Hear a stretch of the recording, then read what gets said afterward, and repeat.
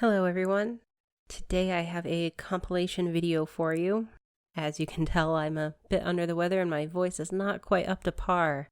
But hopefully this nice long video gets you through until next week when I will have a brand new video with brand new stories for you. So thank you for understanding, and I hope everyone has a fantastic night.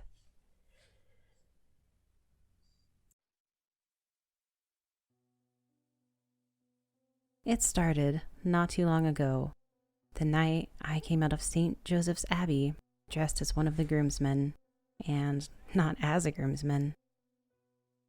That day, the sun had not shown itself, and the rain had been threatening to fall.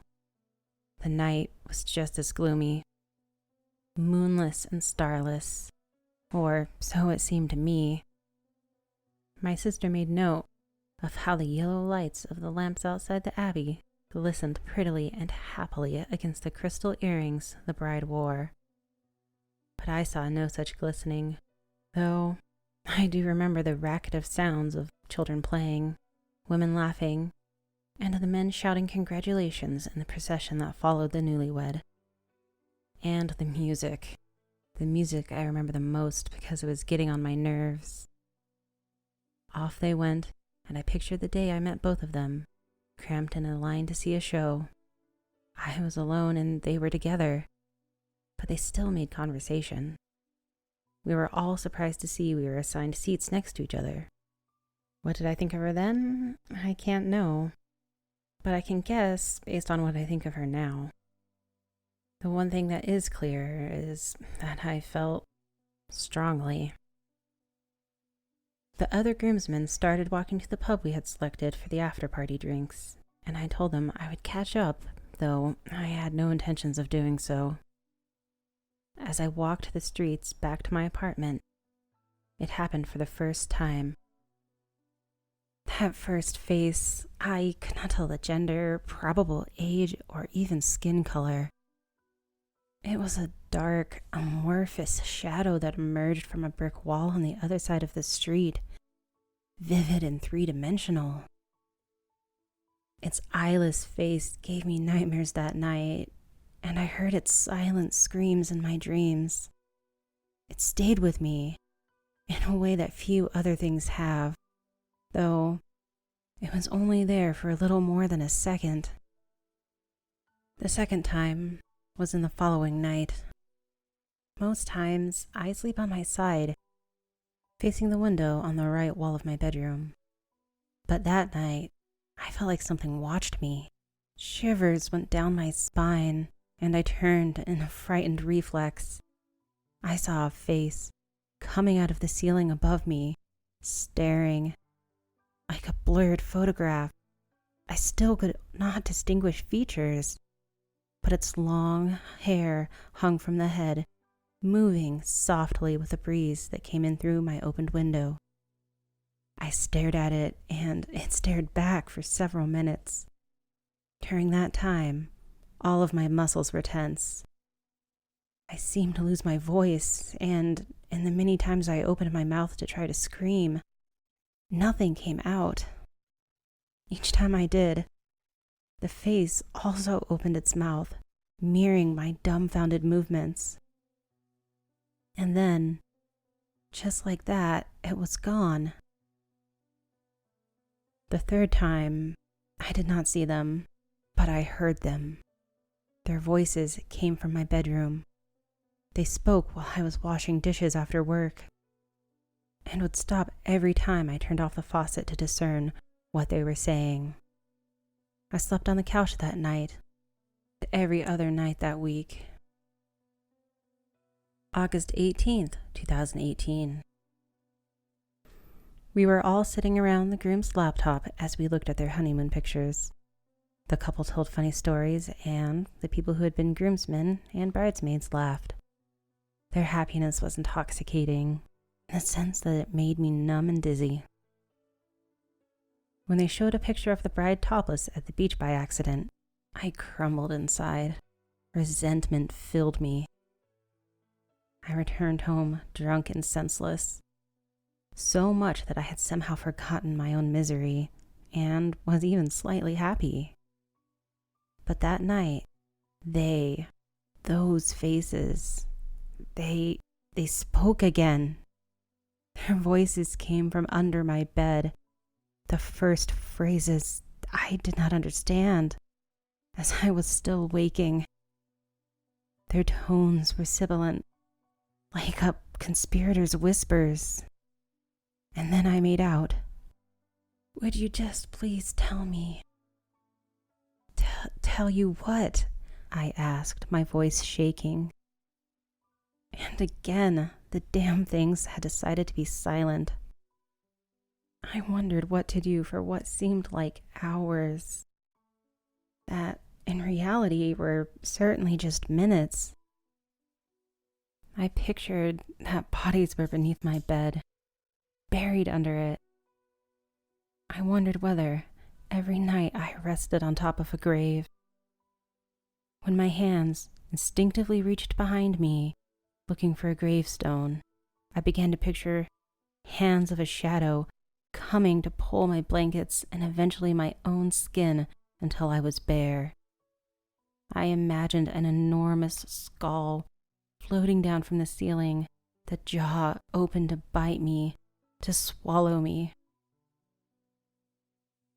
Still, I stepped out of bed, expecting to see rotting arms reaching to grab my ankles. But I saw no such thing. Then I got to the floor to look into the darkness, expecting to see the horrors of creation. But I saw no such thing. I only saw 2 pairs of eyes glowing among shadow, wide and huge. I could not speak until one of the faces spoke. "Why are you staring at me like that?" October 15th, 2018. After they spoke to me for the first time, they awoke nightmares in me, nightmares of a likeness that I had never experienced before. I saw many things every night. I saw dark corridors leading to black tunnels. I saw toolboxes, plastic bags, towels. I saw living rooms and basements with furniture all broken and astray. They were all simple, but that somehow still evoked such a sense of dread that it even made me wake from the severity of my shivers. I did not see the faces in these dreams, but I knew that they were there, right behind me at all times, always looking, always staring at the back of my neck. And then it happened, slowly and gradually, but it happened. I became numb to it all. I became used to being stared at, and I became used to the dreadful stillness of my nightmares. They began to allure me into their concepts and images, to entice my feelings, until they gradually turned into irresistible and visceral fantasies. Each night, I went a little farther, one step at a time. I walked the tunnels and corridors. I broke one piece of furniture at a time. I used one tool at a time and cleaned the resulting mess with one towel at a time. I think the one time I went the farthest was when I realized the faces also had bodies. They had bodies all along. I just had not realized until that moment. My realization did not happen in a dream, though. It happened in a real basement at the end of a dark corridor while I held real tools. A drill and a hammer, to be specific. The bride stared at me, tied to a chair that was about to be broken. "Would you please just tell me?" she asked between sobs. "Why are you doing this?" I turned my own face from the tortured, bloody body of the groom that laid on the floor. I think at that point, he was still alive. I wondered how many towels that mess would take. Then I looked at the bride with my own set of huge, widened eyes. "Why are you staring at me like that?" she asked. No crimes, I thought as I turned on the drill and heard her screams of desperation. Just fantasies. Fantasies as visceral as her screams.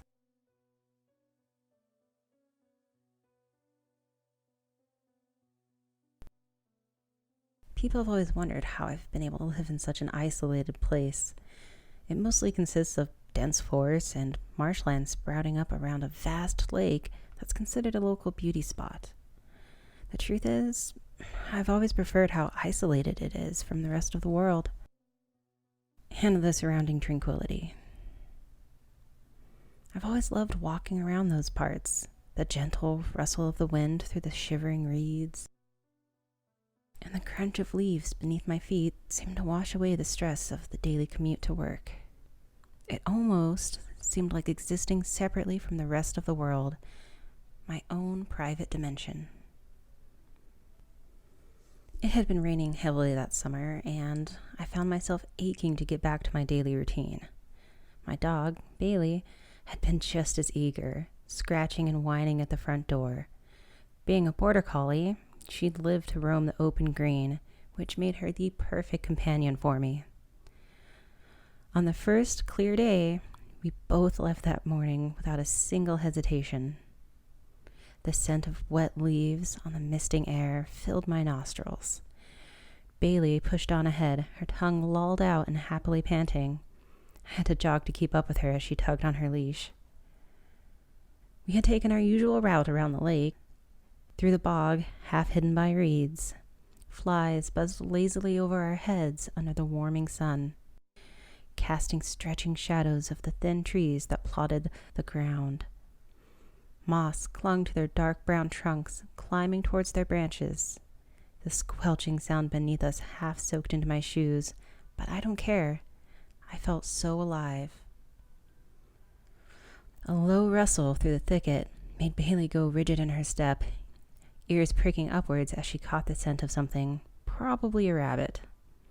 She turned to me, her big brown eyes wide and pleading. I laughed.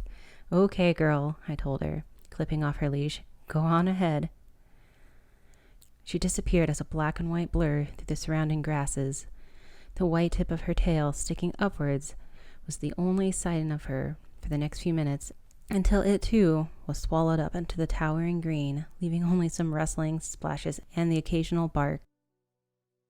I stood there, watching and arching my back towards the warm sunlight that streaked through the disappearing gray clouds. It felt like forever since I felt it on my skin. It had been a few minutes of complete relaxation when I noticed the silence. It was something I had long become used to, but this was different.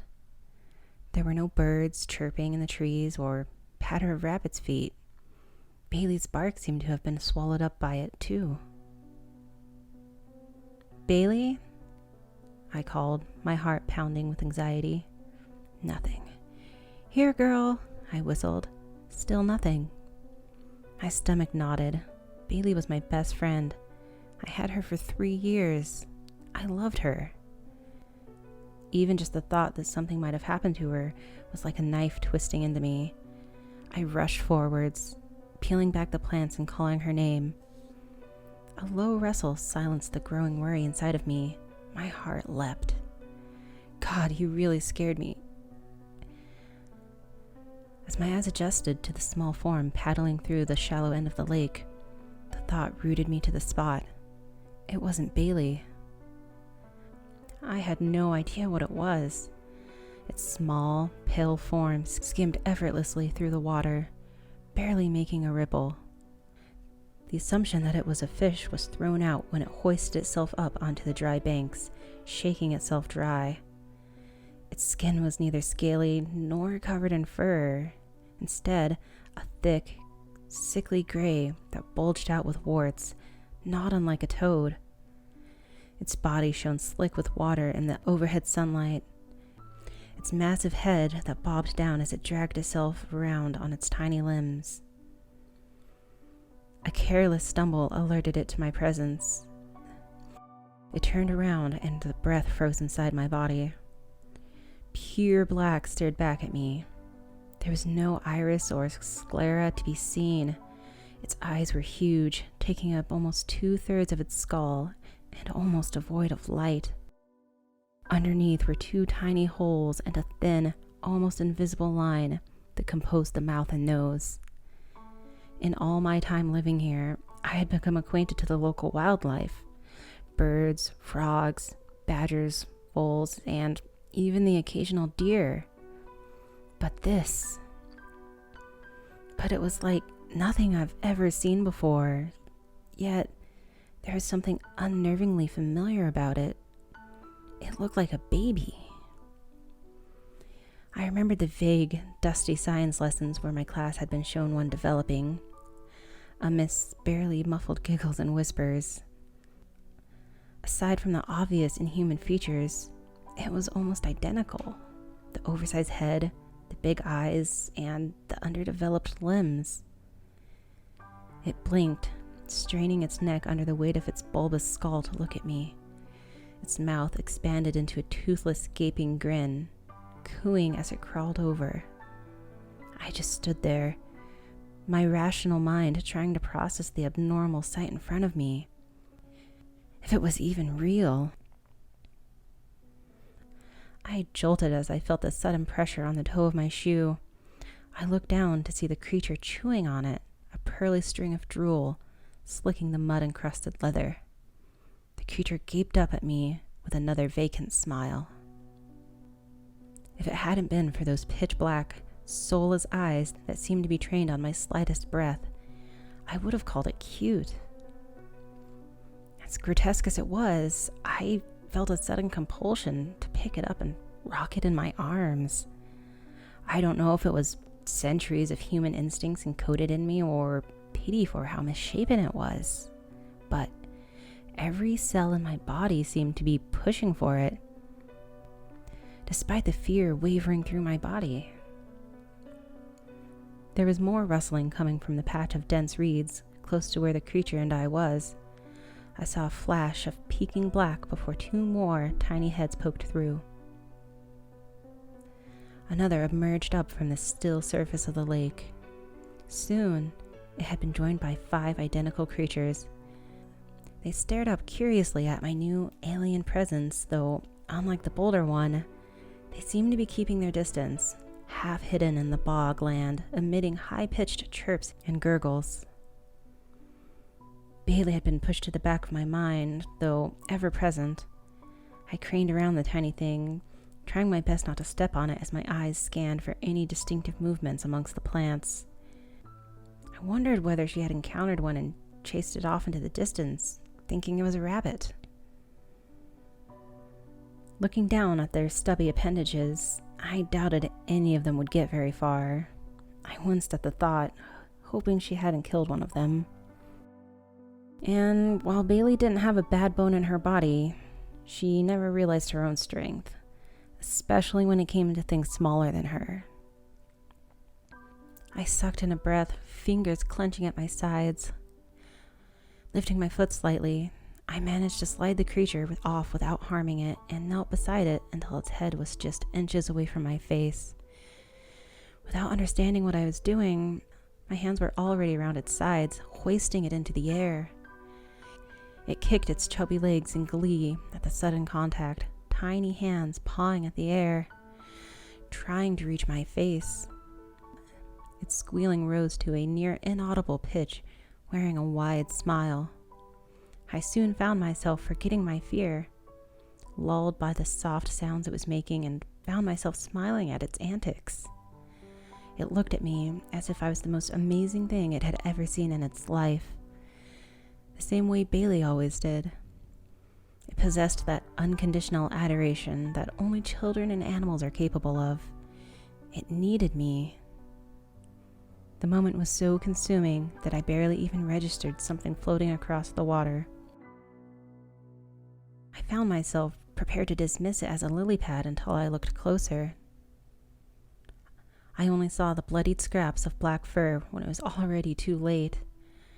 As my head turned back to the thing in my hands, I saw sharpened teeth slide out from under the shadow of its pale pink gums, where there had been none just minutes before, almost too big for its mouth, with the tattered remains of a dog collar stuck to them. Its body began to vibrate, jaws snapping. I found myself barely able to hold it back, regardless of being several times bigger than it. The sweet coos and gurgles it had been making morphed into hungry snarls and hisses. I hurled it to the ground. It bounced off the stones, lying there for a minute. I was sure that I had killed it until it pushed itself up off the ground, dazed. Those same eyes turned back towards me, glassy with tears. Its bottom lip quivered. It threw its head back with a pitiful wail. Any thought of escape or even retaliation for what it had done to Bailey instantly evaporated in my head as the sound rang through my ears, the cry of a newborn baby. My leg muscles pushed myself towards it despite the screaming protests of my mind, hands already reaching out to it. A scream tore itself from my throat and sent a flock of birds resting in a nearby tree scattering as I felt miniature bladed teeth embedded into my calf, tiny fingers bruising my skin. They swarmed around my feet like a shoal of tiny humanoid piranha, clambering up my ankles towards my knees, trying to pull me to the ground. My hands helplessly groped toward the sky, my legs encased in slithering bodies. God, they were laughing too, scratchy, distorted imitations of real babies as they had me surrounded. My mind was a blur of panic. I would die here. They would rip me apart into nothing, just like they had done to my best friend. Memories of Bailey flashed through my mind in quick succession. Her warm, wet nose, her soft fur beneath my fingers, the clack of her paws down the wooden hallway. All the things I loved about her that I knew I would never experience again. Rage bubbled upwards in me, spilling over. With one swift, adrenaline-fueled kick, I managed to send two flying back into the lake. Another skull fractured beneath my heel, soft brains spilling into the ground. I broke into a stumbling run, pain rushing up from the open wound, already soaking through the leg of my jeans, but I refused to stop or look around, their shrieks spilling into my ears. I didn't know how far I had ran before I finally crumbled into a ditch. The blue denim of my jeans was now soaked maroon from the gaping wound that had been left behind. My eyes remained frozen to the gravel, too afraid to look up in case I saw them crawling towards me. When I raised my head, only to see the empty road, I fell over and wept. It's been a year now since that day. I don't go walking anymore, at least not down that path. The scar still runs over my leg, a good 2 inches in length, though it's faded with time, the memories haven't. There hasn't been a day where Bailey hasn't occupied my mind. Her food bowl still sits in the corner of my kitchen, gathering dust. Her leash strung up over the upstairs landing, and her toys still scattered around, ready to be played with. I didn't have the heart to get rid of them. Some days, I sit at the edge of my bed and look at them. No matter how hard I try, my thoughts always settled back to two painful words. If only. If only I hadn't chosen to walk around the lake. If only I hadn't let Bailey off her leash. If only we'd left when I heard that unearthly silence. Nevertheless, I tried to think of the good times we shared, to keep her memory alive. No one goes near the lake anymore. Animals have gone missing down there, and a few people too. The police have searched for them, but always come up empty-handed. It's the kind of place where no one really knows how many have disappeared down there, but I know exactly where they are. I've already put the house up on the market. I'm still waiting for a buyer. but I just want to get out of this place as quickly as possible. Never did I think that I would ever want to leave this place, but here I am. Sometimes when it's dark, I can hear the scuffling on my porch. There are mornings where I find half-eaten animal parts roped around in the grass. The crying of a baby seeps into my dreams with hellish shrieks, growls, and whispers. Bared teeth flash out through the darkness of my mind, along with the flashing reflection of huge, shark black eyes on the rippling waters, encircling me, ready to descend and rip apart my flesh. There's no relief from it, not even when I wake up. Especially when I see the dozens of tiny red handprints smeared across the edges of my bedroom window.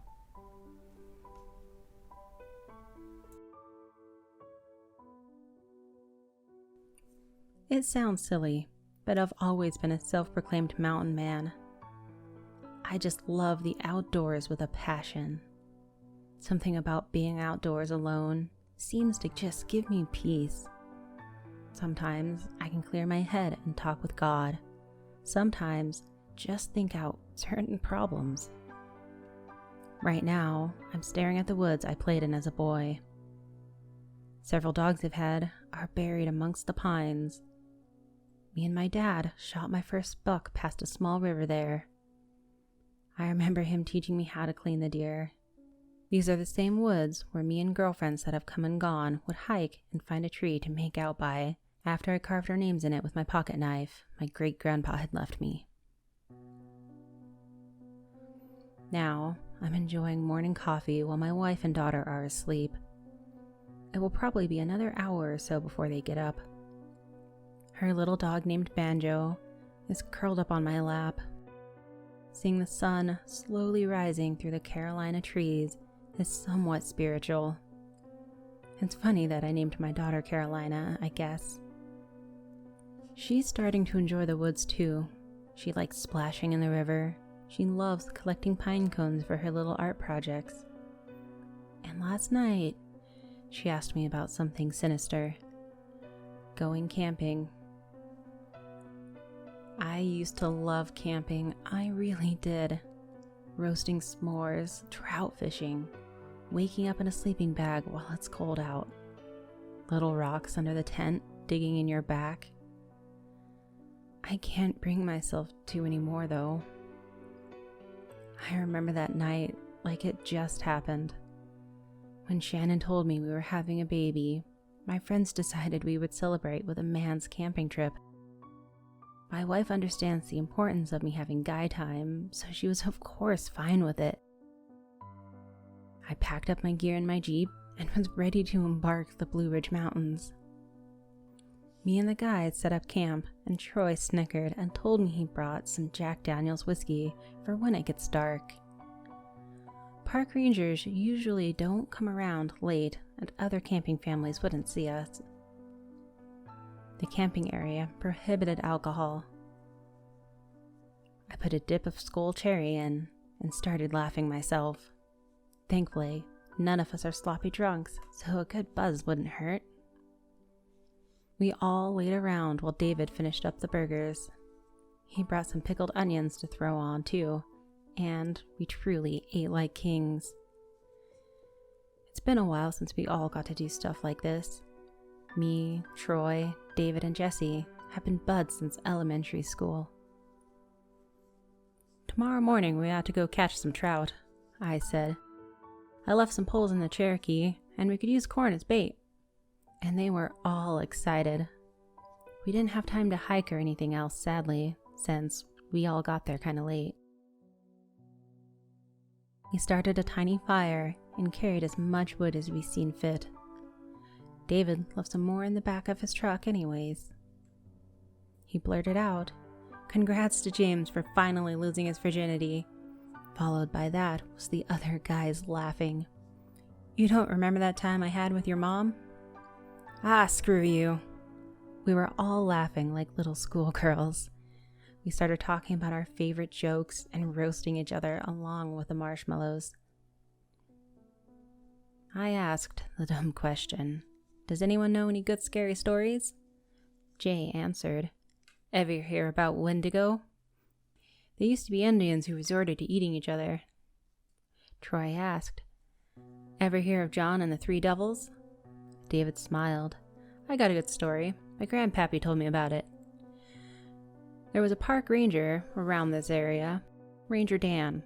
Rumor has it, he went and patrolled an area and was seduced by a witch. The witch did something to him. Coworkers said he would started acting strange.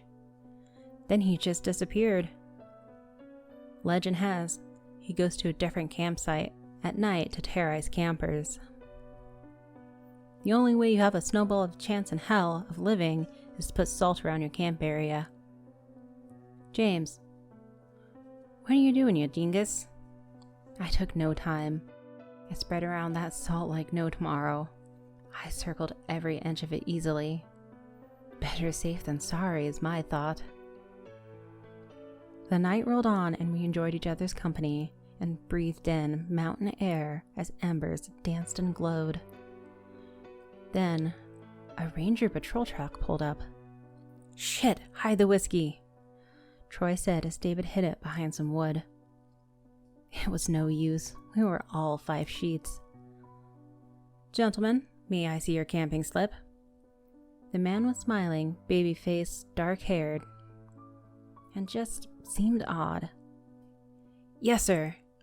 I clumsily went digging in my bag for it. Do I smell liquor? Fuck. Yes, sir. We used it for, cooking, Jay tried to explain. Well, I'm gonna have to dispose of the rest of it. Listen, I get it. Bunch of men wanting to enjoy a buzz. Let me just come grab it. Fair enough, I guess. All of a sudden, he stopped in front of the salt circle. He stared at it, with his hands on his hips. Would one of you mind brushing this salt aside? I have a terrible allergy to it. Troy was stumbling to the salt to kick it aside until I jerked him back. Listen, gentlemen. You can be in a lot more trouble for this shit, and I'll call backup. Troy slurring. Please don't. David asked the question. What's your name, officer, Dan? We will deal with the backup and all that in the morning. Thanks for the concern. Are you kidding me? Boys, you better break this circle before I lose my patience. We won't, sir. Very well. He walked off. My mouth was dry. I could feel my stomach pounding. Things were getting odd. I watched as he crept towards the only other campers, which were 2 teens already in their tent. I screamed, "Put salt around your tent!" It was too late. We heard screams that were full of agony and pain. We all scurried in our tent. Troy was chugging as much whiskey as his belly could hold. If I'm asleep, I'll make it through this. I wish he would have made it outside that tent before he spewed Lynchburg's finest. Ranger Dan dragged the naked teens' corpses towards our area and tossed it on the fire. The smell of his burning body made me start puking as well as everyone else. Step out of the circle, he demanded as he took the girls' guts and threw them at our tent. Our fire was dying and we were getting cold. The smell was unbearable and he wouldn't let up. The inside of our tent smelled bad too, but I still crawled in though. We all cuddled up to each other for warmth. 4 drunk outdoorsmen, scared for our life. It's okay, boys. I can wait. Anytime you go camp, I'll be there too. Jess pulled out some medicine out of his bag. Guys, we aren't supposed to mix this with alcohol, but this syrup will help us sleep. I have trouble sleeping anyway. We all jerked the bottle out of each other's hands while we tried to chug the grape-flavored syrup. Sleep tight, boys.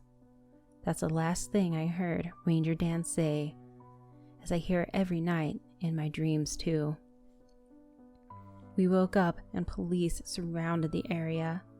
The corpse was crisped over the embers we made. Our tent was covered in guts, and the inside where some of the guys had pissed themselves and puked. An old ranger decided to question us, and he about dropped to his knees when I told him about Ranger Dan. Boys, I worked with him. One day I caught him patrolling naked and he jumped off a cliff when I confronted him. The autopsy said he was dead at least. I haven't seen him since. I've heard the rumors though. The police reports made it seem like it was a bear attack. But no bear would ever leave a body over an open fire and sling guts on a tent. Life's been hard since that. David is in AA. Troy moved to the city. Jay overdosed last month. And here I am. My wife doesn't know about all the salt I keep in my Jeep. Every morning, while they're asleep, I circle it far around my property.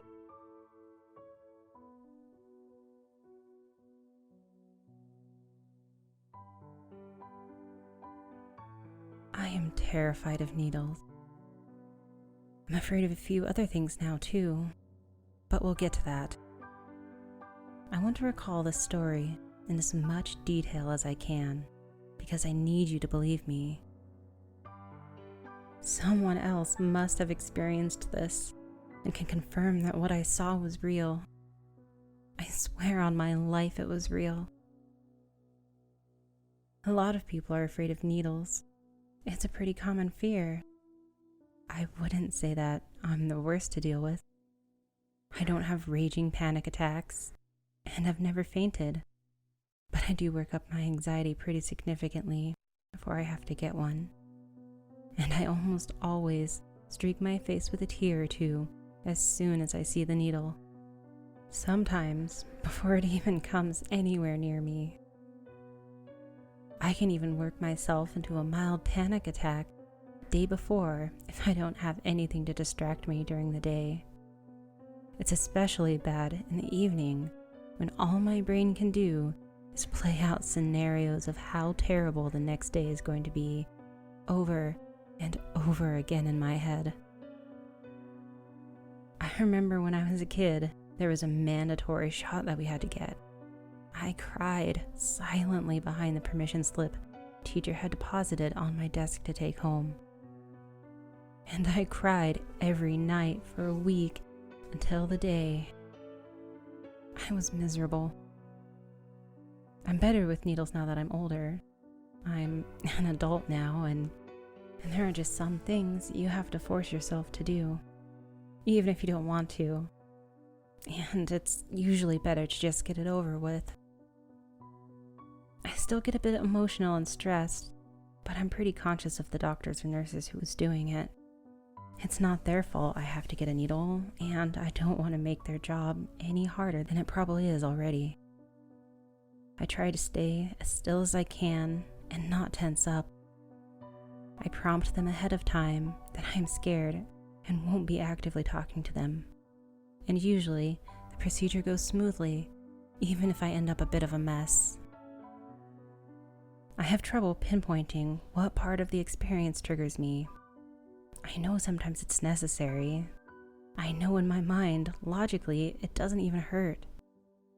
I trust most medications, and I know that serious side effects are rare, so it's not the after effects. It's just something about the way the needle is so small and innocent.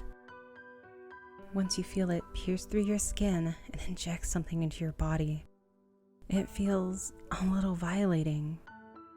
Just the overall experience of getting a needle triggers me on a visceral level. And I can't really control the anxiety and emotional reaction I have to it. If I absolutely need a needle, I'll do it. But if it's up to my discretion, often I'll refuse. The only exception I made recently was for an optional vaccination.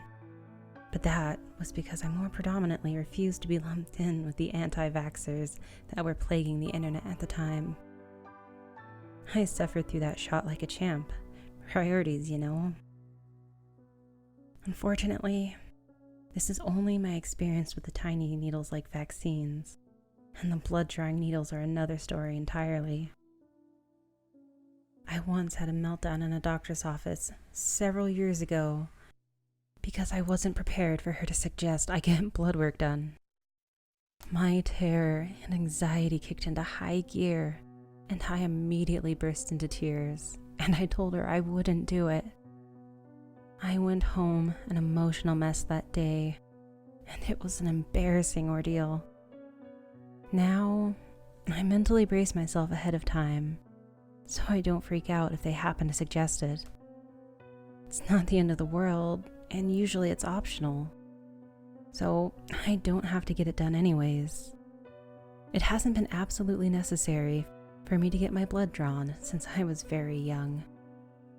I don't even remember it, but according to my parents, I did get blood work done at some point. Whether that was because I was too young to remember, or because I purposely blocked the experience from my brain, I'll never know. A while back, my doctor wanted me to get a blood test done for some random strain of measles or something, just in case. I took the paperwork to be polite, and after a week of it sitting on my desk, I threw it out, knowing I wouldn't be able to convince myself to go. It wasn't very adult of me, but I couldn't justify a tiny what if for an experience that would grant me significant emotional misery for very little payoff. This week, I went to the clinic with an odd pain in my chest. I have a few different diseases on my father's side of the family, thyroid and diabetes. And though I thought it was probably just stress from a hard work week and an upcoming project I needed to prepare for, I went to get it checked out anyways. The doctor at the clinic was stumped, prodding at the area where the muscles throbbed dully. It didn't hurt much, but it was odd and it seemed to be aching for no particular reason. He nodded along as I briefly stated my family medical history, and I mentioned that I didn't recall straining it in any way either. After a few strange tests, testing my vision and feeling around my neck, I figured he must be checking for either of those diseases that ran in my family. As he left my side and wandered over to his computer, tapping away and entering a few notes, I braced myself. I knew what was coming.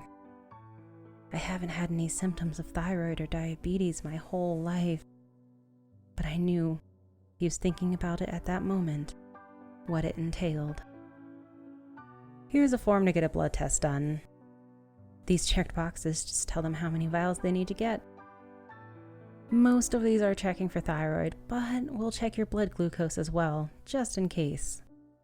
I'm not exactly sure what's causing it, but the test will hopefully shine some light on our next steps. The lab is just down the road. You know where it is? He asked, his attention more directed towards the computer than to me.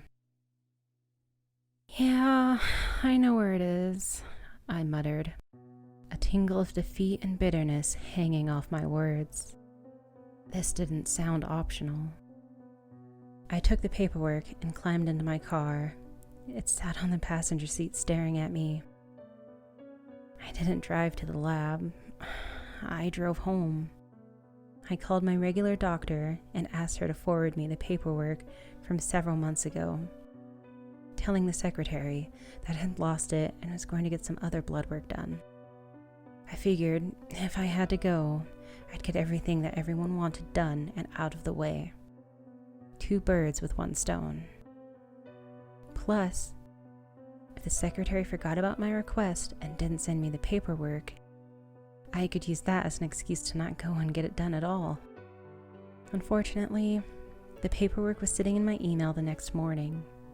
I sighed, printing it out and glancing at the time.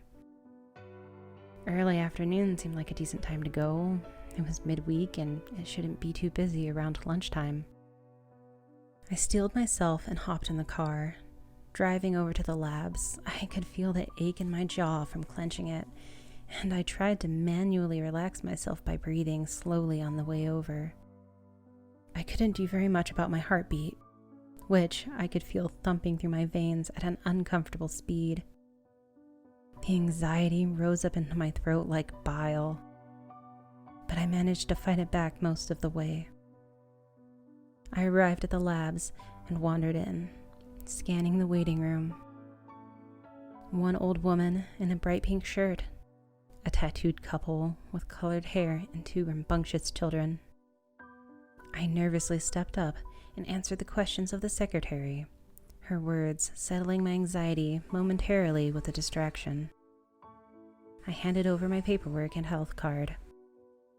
Might as well do it all at once, because I don't do this very often. I smiled at the woman tightly. She seemed sympathetic, realizing my stress. "It'll be all right," she hummed reassuringly. I sat down to wait and tried not to look at how much time I had on the TV, showing the waiting list order. I could feel my anxiety creeping up the back of my neck once again. The 2 children were misbehaving, one screeching and the other trying to walk into the rooms where others were taking their turns. The old woman was piping up every few minutes, asking when it was her turn and if she was indeed there to get her blood work done and not something else. The nurses patiently telling her it would only be a bit longer.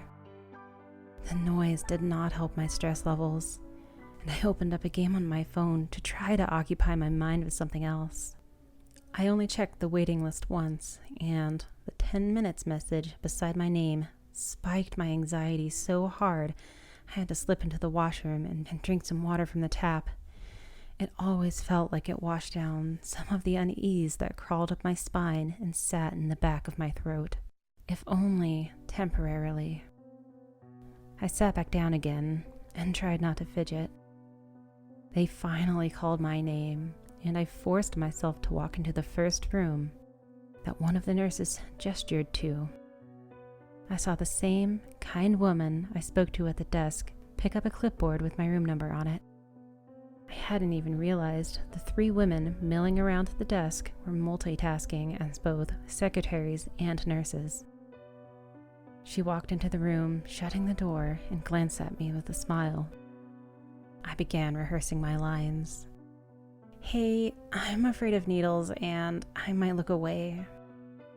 I might want to cry too," was left unsaid. I already felt my eyes welling up and I willed it away, keeping my jaw tight and breathing through my nose. "Oh dear, it's all right. Is there anything I can do to help?" She chose not to address the tear that slipped out and down my cheek. How polite. "Not really, this always happens. Don't tell me what you're doing, and when you're doing it, just get it over with and I'll be okay," I replied tersely. The emotion and anxiety choking me like I just tried to swallow a big old hole. She nodded, handed me back my health card. I snapped out of my freak out a little as I grabbed my wallet and sat it out with my card on the table. I didn't look back at her, instead looking at one of the posters on the wall as she went through her motions. "Take a deep breath in." I clenched my teeth hard but obeyed through my nose, tears dripping out as I felt the needles sink into my elbow. It took only a few minutes, but I finally let out a shuddering breath as I felt her slip the needle out and put a cotton pad on. "All done." I finally looked back and she smiled gently at me. I smiled tightly back as my fear hadn't really subsided yet. I distracted myself by looking at the newly filled vials. Blood didn't bother me. She had 4 of them and then was sticking on some labels with my information. I was surprised how quickly those 4 vials filled up. I think the entire process must have taken only a few minutes. She instructed me to put pressure on the cotton, and after a few more minutes, stuck a piece of tape over it. I stood up, and she said if I felt okay and not dizzy, I could leave. I nodded, my eyes still a bit red and puffy, but my anxiety subsiding. I thanked her and left the room, closing the door behind me as I left, assuming she probably needed to do a bit more prep before she took the next person. I was almost out of the building when I remembered my wallet sitting on the table in the room. I spun around with a sigh and trotted back to the lab, walking through the waiting room, back over to the room I'd been in. I had only been gone a few minutes, so I pushed the door open. Sorry, My gaze shifted over the nurse and I froze. It was the same nurse, but with crazed-looking reptilian features. Slit yellow eyes looked sideways at me. A vial of blood raised to its mouth. It hung open wider than I've ever seen anyone's jaw stretch. A long, snaking tongue was inside the vial, blood dripping down. My blood. I let out a noisy breath and blinked. My wallet, I sputtered, blinking a few more times as I processed the new scene with confusion. In a flash, it had changed. The nurse was back to normal. The vial was empty, and she had it lifted higher, one eye closed and the other squinting into it. She put it down, looking over at the table. Ah, yes, I didn't see you'd forgotten it. Sorry, I thought I saw a smudge on this one. Have to keep everything sterile, right? She smiled at me, serene. My mind was reeling, and I reflexively nodded, reaching over and grabbing my wallet, glancing slyly at the plastic tray that contained my vials. I tried to smile, but I'm sure my face was screwed up, baffled, red and raw. Thanks, I rasped out, hurrying from the room and shutting the door behind me. The two other secretaries were looking at me with similar, calm smiles. I held my breath and offered them what I hoped was a polite nod, flashing them my wallet in my hand, that I hoped conveyed why I had briefly returned. I resisted the urge to run and shouldered my way out of the building. The second my car door shut behind me, I rattled out a terrified sob and hacked out a cough from holding my breath and clenching my jaw. I tried to slow my ragged breathing as I drove carefully home, eyes on the rearview mirror the entire way. When I left the first time, I distinctly remember 4 vials. When I glanced into the plastic tray as I left the second time, I only saw 3.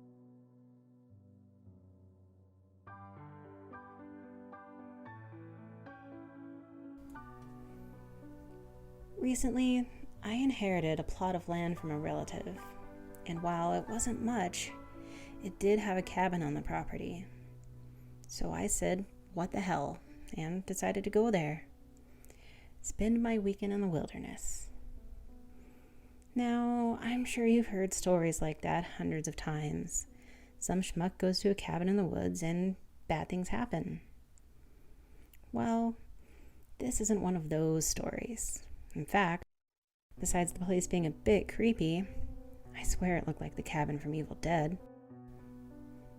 Nothing of note happened there.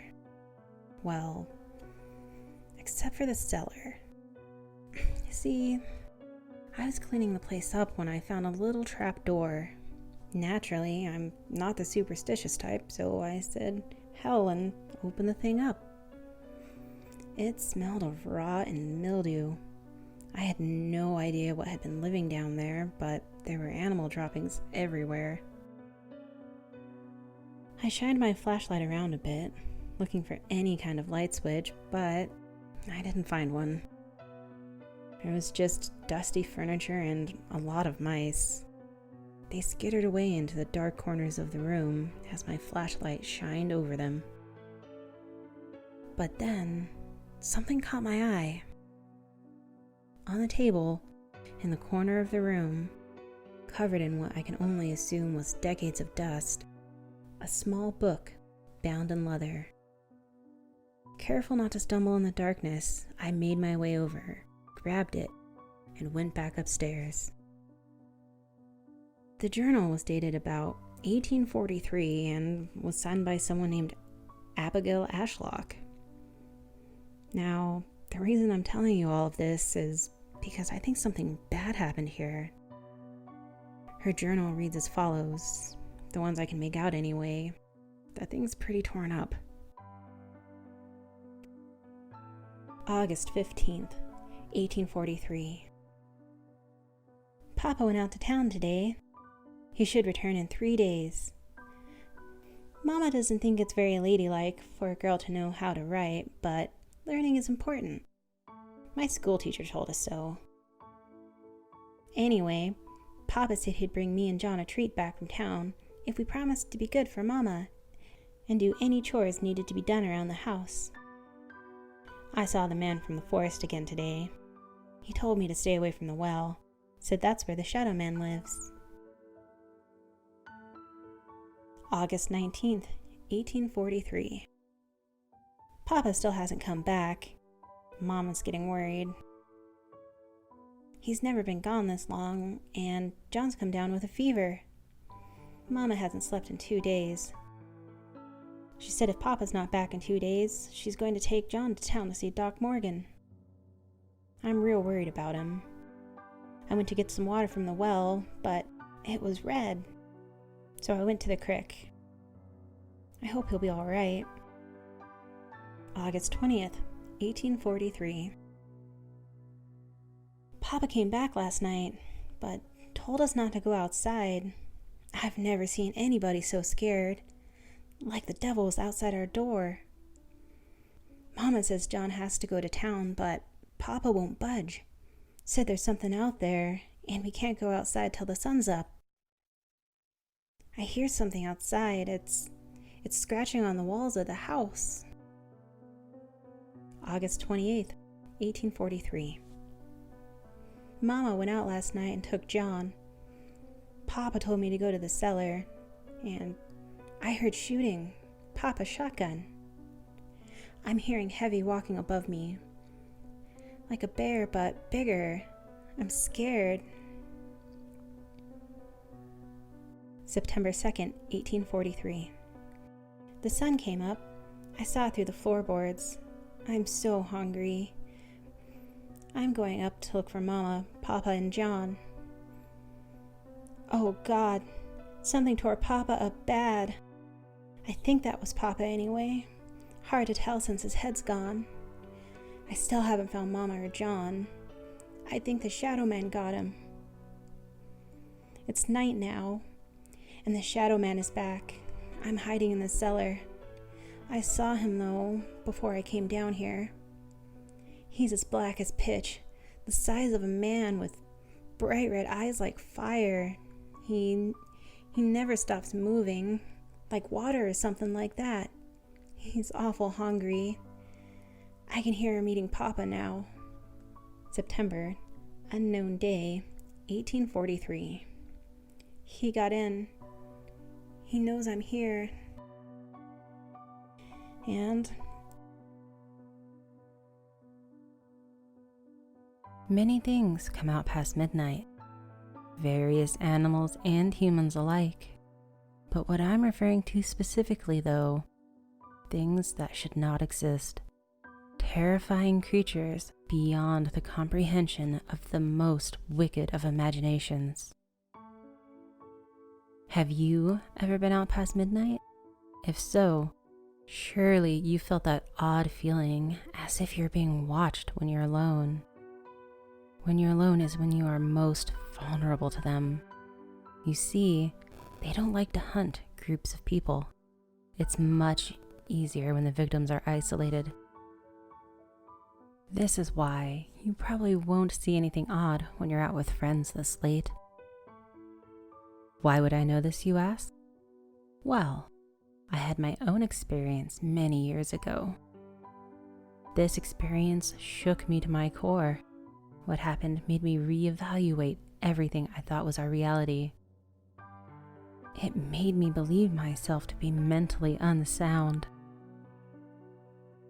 My Thanksgiving break had just started, and my plans were to spend the first few days at my friend Tyler's house. This was all back in high school, so I had no means of transportation besides my parents. Originally, they were supposed to take me over there but they decided to take a little surprise vacation on their own. I got a text midway through the day from my mom saying that she was unable to give me a ride, and since my dad was going off with her, he couldn't either. This left me two options. I either walk over to Tyler's or I simply don't go. Initially, I went with the latter. Me and Tyler played Xbox for a few hours. I was a pretty lazy kid, cursing and killing each other in both private and online matches in Call of Duty. Before I knew it, clock had already struck 11. I made a mention of this to Tyler, saying I should probably get off and do some of my homework as assigned over break. Tyler then threw some insults at me, saying that I should walk over, that I was a wuss, etc. Typical shit talking between two 15-year-old boys. Somehow, Tyler eventually convinced me to just say screw it and walk. It was a 2.5-mile walk, so I figured I'd be done in roughly an hour. I packed up all my stuff, told Tyler I was on the way, and left. It was about 11:30. I should have never said yes to coming. Just thinking how I could explain these events is giving me feelings of dread. A little information first. I lived in a very poorly lit area. It was a small city called Norco, pretty much the literal ass crack of California. Most of the lights were in the inner city, and at the same time I lived in the outskirts. The light posts in my area were few and far between, and a lot of the land I had to traverse before making it to Tyler's was barren. It was the type of empty space that would give anyone walking on it late at night an eerie feeling. Just to add to this, despite the lack of light, I thought I was brave enough to go without a flashlight. I was a very naive kid, as you can tell. The first 20 minutes went by without issue. This is about the time it took me to get out of the populated area. Once I hit the more desolate area, I could tell something was off. I swore that literally a minute ago I could hear all the sounds of the night. Crickets chirping, wind blowing, all of that. However, it had come to an abrupt stop. This gave me a very unsettling feeling, so I checked the time to see how long it had been since I had left my house. It was 12 on the dot. This meant that I had about 20 to 30 minutes left of walking to do before I was at Tyler's house. The distance wasn't an issue for me, but the unnerving silence was. All I could hear at that point were my footsteps and my breathing. I'd never been in such a quiet setting before. It was almost as if the world froze around me. I kept walking for what felt like hours and decided to check my watch. It was 12. How? With the distance I thought I had covered, it shouldn't be the exact time as when I initially checked. As I was in the midst of trying to figure out if my watch broke, I heard a noise in the shrubbery to my right. This caused me to jump due to the prolonged silence I'd gotten used to. I was no longer the only one breathing. I heard a long, labored breath, something that sounded like it was coming from a dying animal. Now, I wasn't a veterinarian, and it was past midnight at this point. I wasn't going to go and check out where the noise came from. Horror movies had at least taught me some common sense.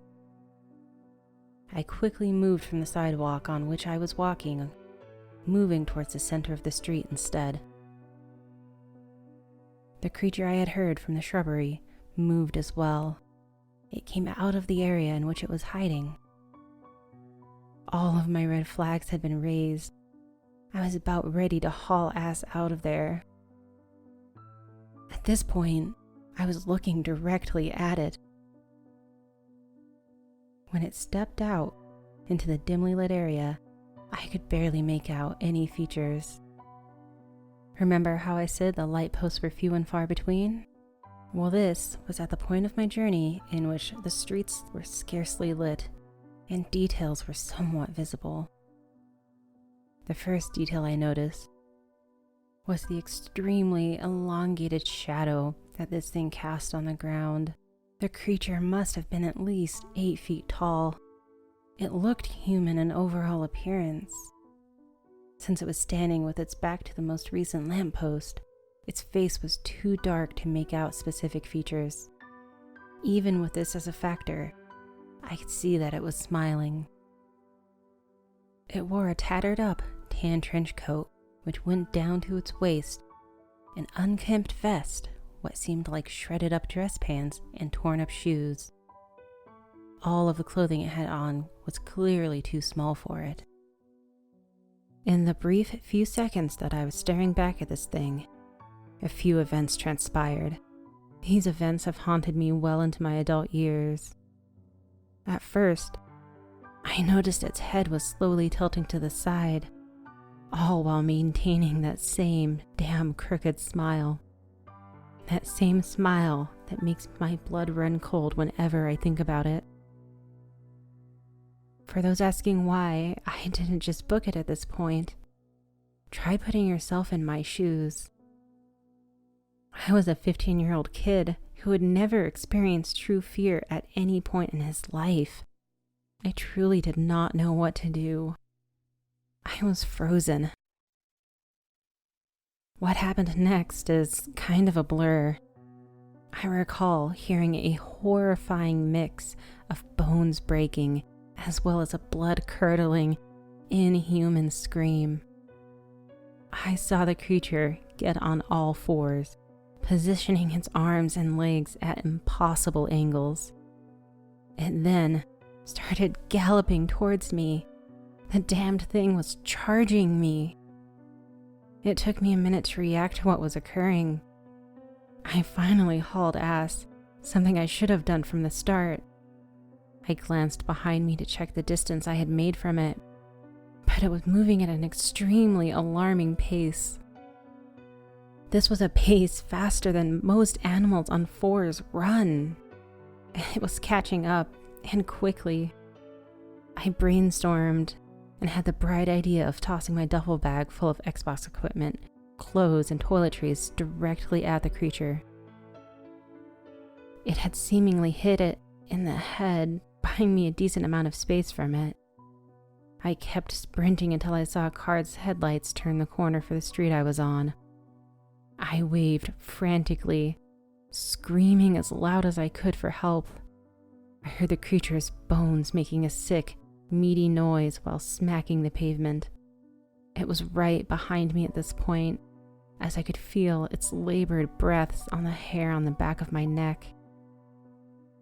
My screams got louder and my waving more frantic, until silence. The car was around 100 feet from me at that point. The creature had seemingly just disappeared altogether or run back into the shrubbery. I didn't care. I was alive, and that's all I was concerned about. I was crying, out of breath, and frankly, a complete mess. But who wouldn't be? The driver, clearly seeing my current physical state, pulled up next to me and asked if everything was all right and if there's anything he could do to help me. I was a big, blubbering mess, and I couldn't even form a complete sentence when responding to him. I thanked him profusely for coming when he did, but he clearly didn't understand why I was so thankful. I don't blame him. Who would? The events I wrote down here are truly bizarre, and I probably seem like a madman to you. I asked if he could drive me home, as I was just a few minutes' drive away, and he obliged. I almost forgot about my duffel bag due to all the hectic events that took place. As I got out of the car to retrieve it, I looked up the hill into the shrubbery. As I stared up that hill, I swear that I saw that crooked smile through the greenery, staring down at me. After I made it home that night, I called my parents up and pleaded for them to come home, simply telling them that I was chased by a man who was attempting to rob me. I knew they wouldn't believe my story about the creature I saw. Shortly after the return, the cops came as well. They asked for a description of the individual who chased me. Not wanting to go into detail about the horrifying portions of that thing, I just told them that it was too dark to make out any distinguishing features.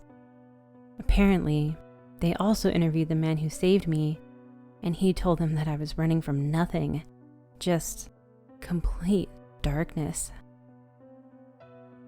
His testimony was among one of the reasons my parents coaxed me into therapy. That, and along with the fact that I wasn't near the same person I was before my parents left for their vacation.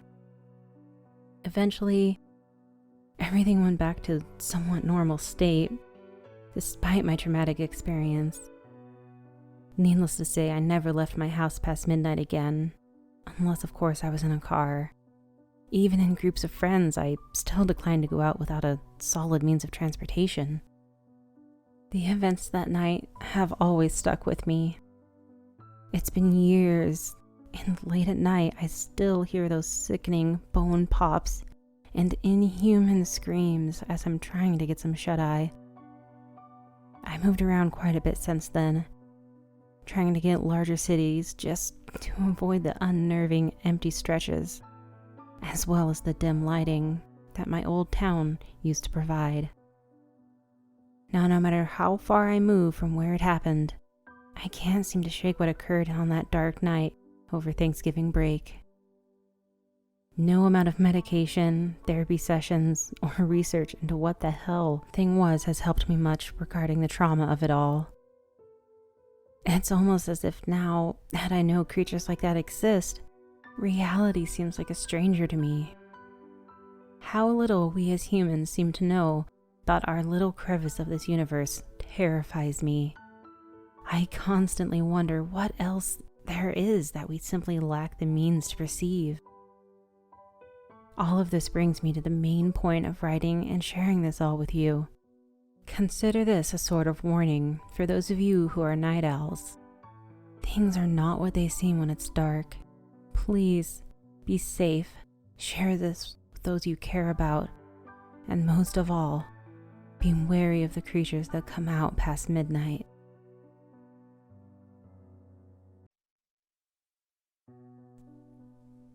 Being a farmer has never been easy. It's honest work, but it's as hard as can be. Frankly, it's only getting harder as years go by. Used to be that all I had to worry about was poor harvests.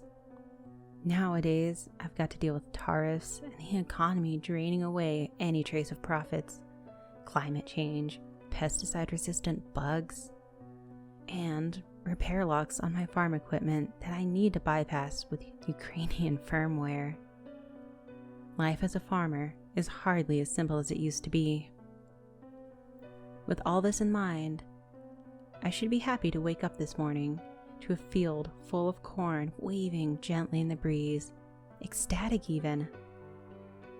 The problem was that I hadn't planted corn. I stepped out onto my porch, rubbing my eyes in disbelief. However, no amount of rubbing wiped away the sight of the great field of corn that stretched as far as the eye could see. It surrounded us on all sides, stopping only just a couple of yards shy of the house. It had even sprung up around the barn and across the only road leading off the property, places where nothing had been planted at all. My two boys woke up shortly after I did, joining me on the porch. Neither of them had any more explanation for what had happened than I did. Johnny, my oldest, ventured to guess that maybe our supplier had screwed up and sent us corn instead of soybean seeds. However, that didn't explain how they had managed to spring up so quickly when we had only been finishing planting them the day before, or why they were growing where we hadn't even planted them. Besides, after 40 years of farming, I'd be a complete failure if I couldn't tell the difference between corn and soybean seeds, and what we had planted the other day was most certainly not corn. Given the state of my fields, though, I was more or less certain what I had planted was not soybeans either. My youngest boy, Stevie, didn't pay much mind to any of that. When he looked at those fields, all he saw was one thing, and one thing alone: profit. I couldn't blame him for that.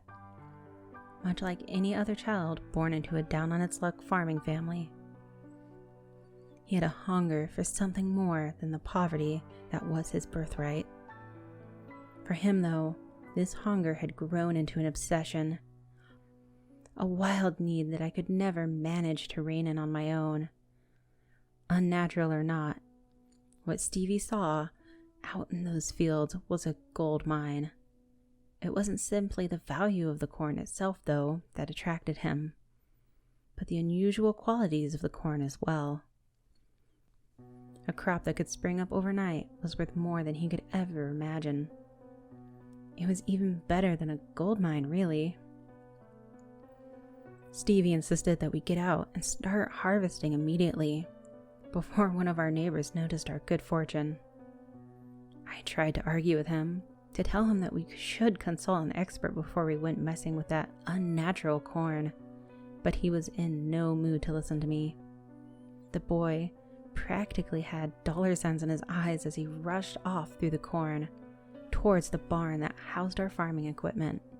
Johnny sighed, shaking his head ever so slightly.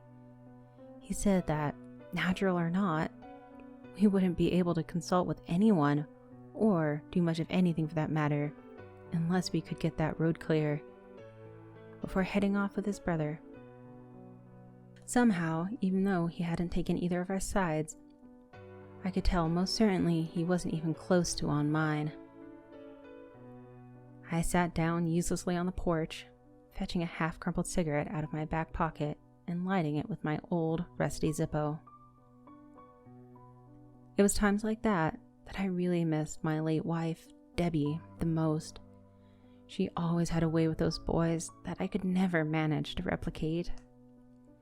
They always listened to her, and she took it upon herself to keep all of us in line, all with little more than a few stern words. I, on the other hand, couldn't even manage to keep them physically reined in anymore. It was a fact that was becoming even more apparent as the years went by and I grew more feeble and weak. I didn't even bother to try and chase after them, in spite of my misgivings. Even if I could manage to catch up to them, which wasn't even that likely to begin with, what could I even do to stop them? I would have tried anyway, though, if I had any idea what would end up happening. I heard the distant rumbling of an old engine as the barn door swung open and out came Stevie, riding our half-broken combine harvester. Only half broken down was the best we could manage most years, as we could rarely afford to fix whatever was wrong with it at the time. Following behind was Johnny, lugging one of the scythes that we used when the harvester decided it didn't want to cooperate. Stevie set about harvesting in earnest as Johnny headed in the direction of the dirt road, clearing a path for himself as he went.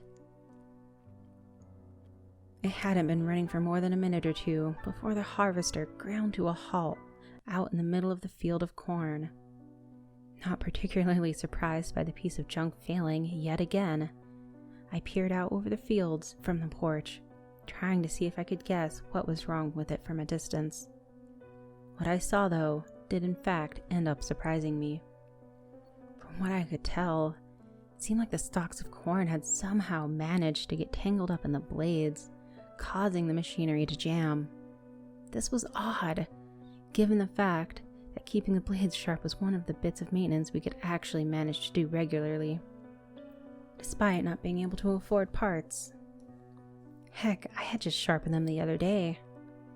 I cursed loudly to myself, hoping the jam hadn't caused any further damage that we would inevitably be unable to truly fix. I quickly forgot about that, though, after what happened next.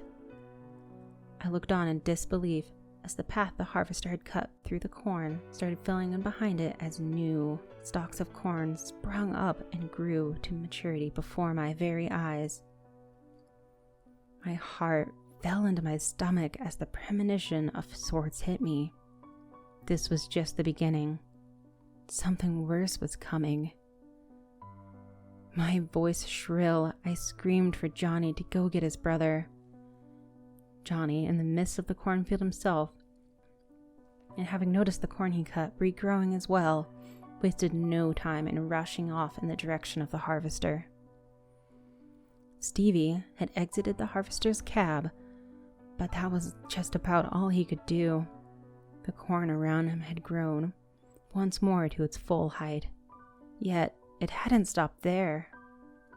Like vines, the stalks twined themselves around the harvester, creeping further and further up the sides.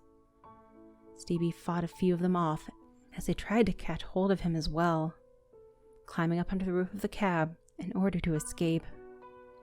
I called out to Johnny once more, yet he didn't respond. I couldn't find him among the rows of corn, his form having long disappeared amongst the swaying stalks. It was quiet, deathly so. Yet, not for long.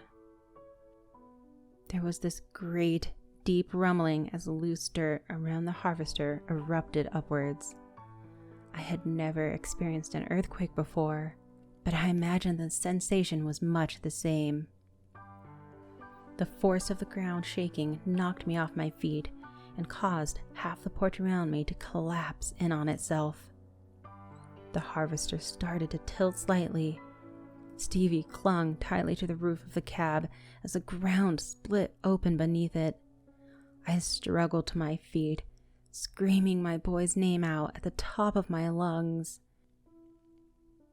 I could see Stevie screaming too, but neither of us could hear the other over the roar of the earth. The split ground widened further, not revealing an earthy crevasse like I was expecting, but the opening of a large, fleshy tube. It steamed in a crisp morning air, like the great, hot breath of some sort of massive beast. Its moist, rigid sides were lined with countless red, root-like tendrils. These tendrils lashed out all at once. One group wrapping themselves around Stevie and the harvester, and the other, smaller group, reaching out into the field. These tendrils displayed remarkable strength and dexterity as they hoisted up the massive harvester and fished Johnny out of where he was hidden in the field simultaneously. They both tried to struggle, Johnny trying uselessly to cut through the tendrils with the blade of the scythe, but none of their efforts made any difference. The look of fear on my boys' faces as those horrid tendrils pulled them downward, the earth settling back into its place seamlessly behind them, will forever be burned into my very soul. It's been a few days since then, I think. I haven't been paying all that much attention. I've been making my way through what was left of our food supplies and my own personal supply of scotch. Things all seem to blend together. I've been thinking a lot about my family, particularly Steve. This is his computer, actually. He spent a lot of time on here and on this particular website, when I wasn't dragging him out to the fields to work anyways. I've looked a bit through his post history and his comments, the communities he frequented, that sort of thing. Turns out, I think we had a lot more in common than either of us ever knew. He never planned on staying here and living out his days as a farmer, like his old man. He wanted to travel and see the world. He wanted to move to Seattle and work at a famous tech company. It wasn't just a dream either. He could have really done it. It was right here on this computer, plain to see. It makes me wonder if things could have been differently for all of us. Maybe if I hadn't fallen into farming just like my old man wanted me to. If I had followed my own dreams and taken us away from here. Maybe then I could have built a different life for us. A better life even. It's not like it matters now though. There's not much time left for me, I think. The corn, if you can even call it that, reaches all the way through to the house now. It's even managing to grow on the wood of the porch, somehow. Strange, though I can't truly say I care anymore. About what's happening to me, or anything else for that matter. For a sad, old man all on his own, this world is much too empty to be worth living in. There are secrets buried deep in the heart of the Appalachians. Secrets that have never seen the light of day. Some that would drive a man insane. Some that will and should never be uncovered. I've been hiking through the Appalachians for a long time. Born nearby and had a love of nature. So, a natural fit. I made the hike up and down the whole of the mountains several times and developed a respect for them. Rather, a deep reverence. You care for the mountains, and it cares for you. You disrespect the mountains, and it will exact its revenge. I was taught that early. I've seen a lot of things in my years, but this one takes the cake. I'd taken a month off from work and was prepared to hike through the Appalachians from bottom to top. First day started off as normal. Surrounded by the sounds of nature, I was relaxed and taking it slow. There's a calm that comes about you when you escape from the city and into nature. I think that's why I keep coming back.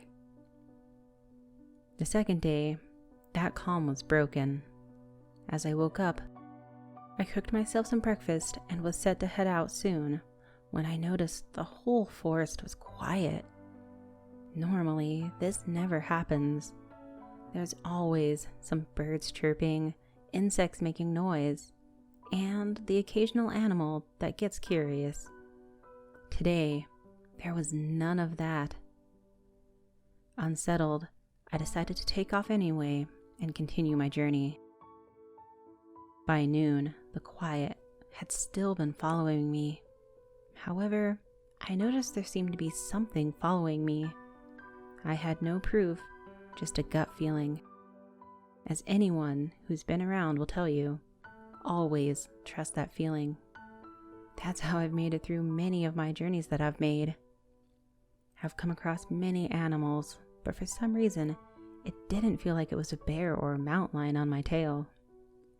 Whatever it was, it made sure to stay well out of sight. This continued on until evening time, when I decided to set up camp. The sounds gradually started coming back, but the feeling was still there. I decided that the best thing to do was get a fire going and make sure to keep it up all night. It wouldn't be my first sleepless night in the woods, but I was hardly happy about it. I ate my dinner and brewed up some coffee and settled in with a book. At around 1 or 2 in the morning, I woke up. Must have dozed off while reading, I thought. Fire's still going well and good, thankfully. The forest sounds were back, and my unease had settled. I took some more of the coffee that I had left on and sat back, trying to think of what could have been following me earlier. It didn't take long before I realized there was a pair of eyes watching me from out of the dark.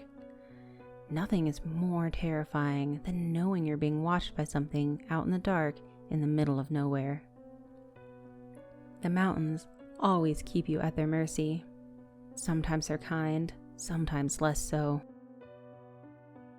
I'd like to think this is one of those times where I was lucky, that some sort of karma came back to me and saved me. I don't know if it was a good thing or a bad thing. However, those eyes started to come out of the woods, forming a mountain lion behind them. A gunshot rang out through the night and caught it right between the eyes. I turned around and looked behind me. There stood a man, taller than anyone I'd seen before. Bigger, too. He looked rough, beard unkempt and long, hair that hit his shoulders that looked equally as rough, and with a voice that sounded of the deep, rumbling earth itself. He spoke to me. "Lucky you." I'm sorry?" I stammered, not quite hearing him at first. "Lucky you. The mountain. She saved you," he said, moving toward his kill. "What do you mean? You are the one that saved me. Thank you, by the way. Would you care for some coffee?" I managed to get out, my feeling of unease back, my anxiety skyrocketing as everything in me told me I needed to run. He was quiet for a second, looking surprised by the offer. "Sure, it ain't often I see good folk up here. Mostly just bad that need punishing," he said with a thick accent. I poured him a cup, trying to make sense of what he was saying. "Sorry, I don't have any cream or sugar with me." He chuckled, a deep laugh that seemed to come from the very ground beneath us. "Black's fine. That's how I like it anyway. I see that you know to take care of her," he said, pointing to my bag full of trash. I handed him a mug of coffee and took a deep gulp of my own before replying, "Of course, don't soil the beauty of the mountain. It just wouldn't be right to leave all this laying around for the animals to get into." "I see why she told me to come to you. I was watching you earlier to make sure I didn't need to take care of you." I stopped. "You were following me? When?" I barely got out, all too aware of the rifle over his shoulder. "Of course, most of the day. Don't get many folk around this part, so I had to make sure. It's my job, my home. I gotta take care of the mountains. She's kind to me when I'm kind to her, just like how she sent me here to save you. She don't like me to see the good ones die on her," he said with all seriousness. "What do you mean by she? I don't understand." I trailed off as he stared at me, eyes an unnatural shade of yellow, almost akin to cat eyes, seeming to stare deep into my soul, seeing me for who I was and not who I appeared to be. "The mountain, or the spirit of the mountain, me and my kin are her protectors. I can see you're not quite following, but that's alright. Just know that you're lucky it's me that found you. Some of my kin don't take kindly to any strangers, much less humans in their neck of the woods. I'm alright with you if you're alright with the mountain." The silence droned on between us, and I didn't know what to say, not fully understanding what was going on. "Thanks for the kindness, stranger, but she needs me again. It ain't gonna be pretty." He got up, and he moved out of the camp.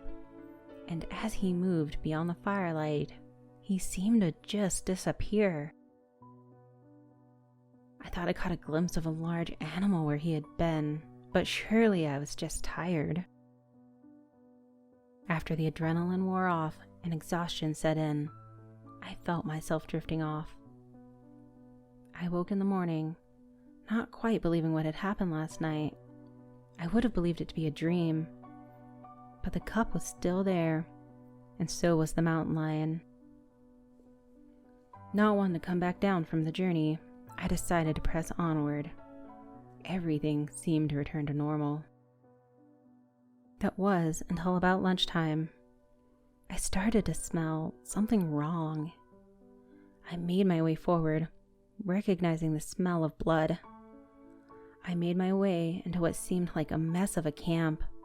There were 3 tents, but not a single sign of anyone nearby. Trash was thrown everywhere, and the stench of blood and death was heavy.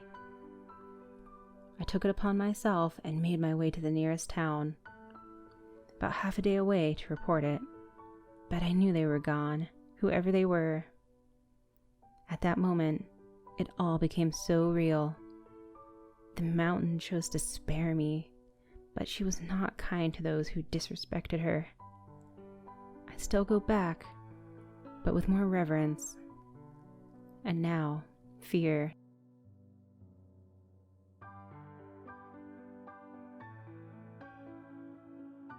The basic trait of human nature is curiosity.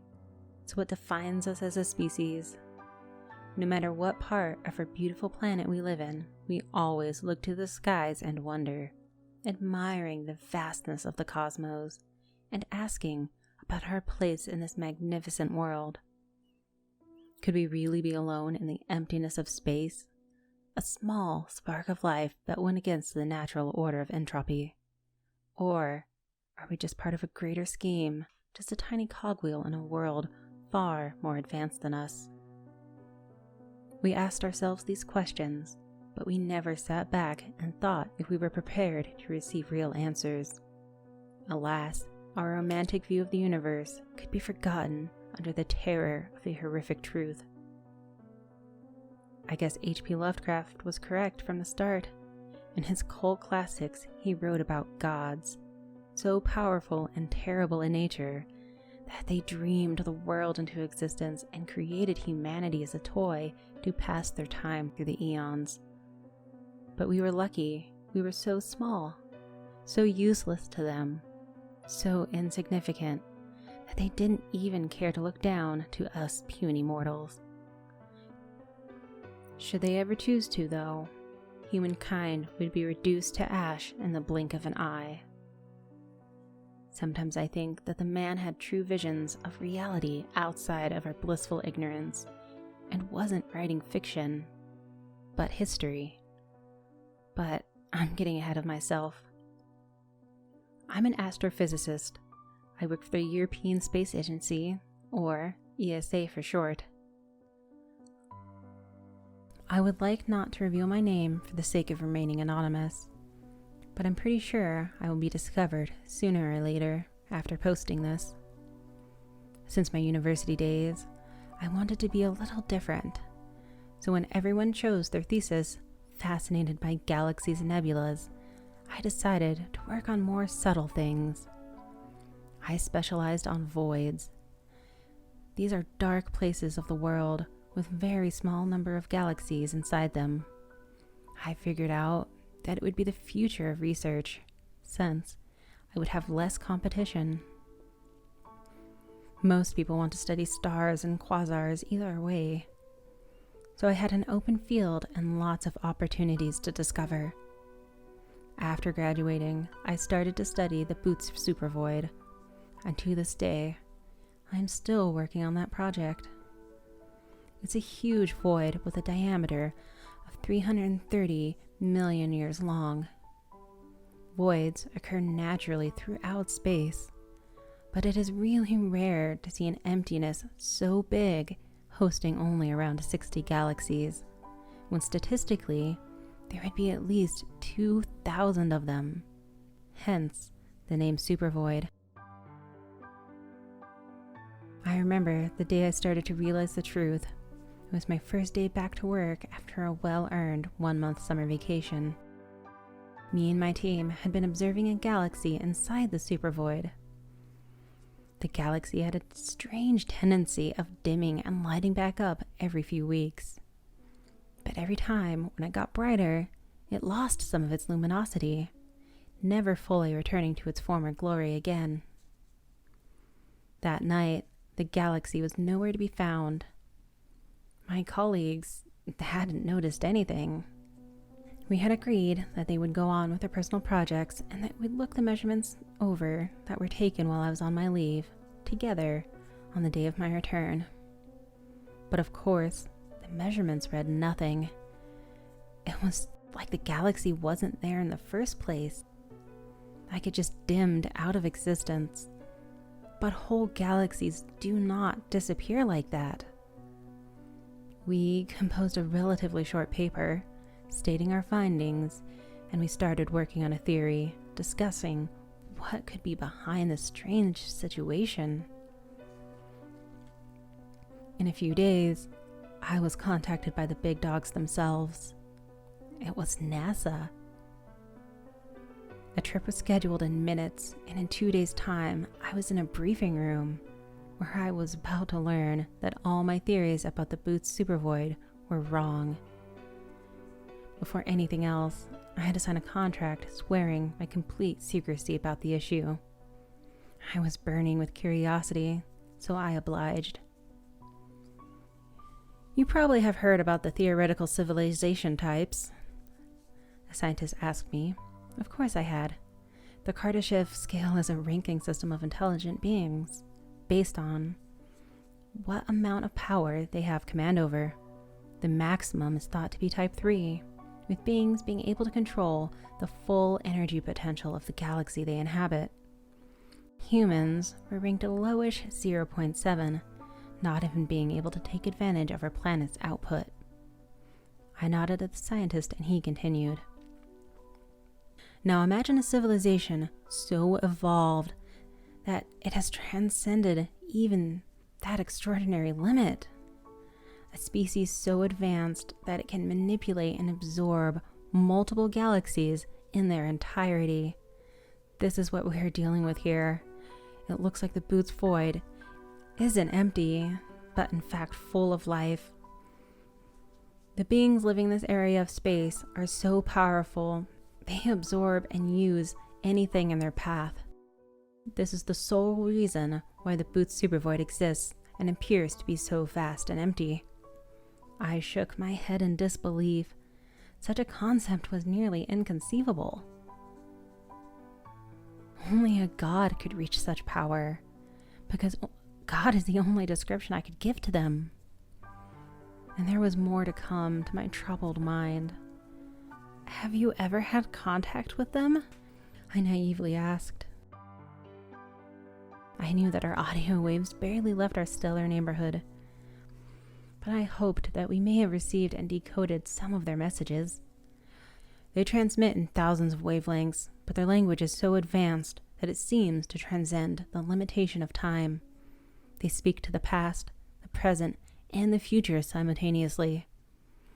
We can only decrypt tiny parts of the pandemonium of signals, but we know that either way, they don't even address beings like us. Their message is a repeating pattern that has been going on for years. It's an SOS. They are asking for allies because they are in a war, and they are losing. A female colleague of his continued. They are searching for civilizations of the same caliber as them to help them. But they seem to completely ignore less advanced beings. To them, we are ants helplessly running underfoot, completely useless in the grand scheme of things. They couldn't care less about whether we live or perish, but they would gladly destroy our solar system and the entire Milky Way if it meant they'd get some more power in their quest to save what they believe worthy. Because even them are fighting something even stronger than them. Wait, I asked, when did you learn all this? And what horrible power could be stronger than those beings? The woman spoke again. We knew all the way back in 2008 when we detected the strongest gamma ray burst ever recorded. We understood it was a quasar-sized target missile of pure energy, which could pierce through an entire galaxy. But it had no effect on its target. After that, they showed me a simulation on the projector in the room. The Milky Way and the entire supercluster of galaxies where it resides seemed to be accelerating extremely fast to a certain region where the superclusters were also heading, seemingly drawn by an unknown force. The region was the target of the gamma ray burst too. If we are correct, said the scientist who had spoken before, the entities living there can swallow galaxy clusters in a few months, making them the closest thing to rulers of the universe.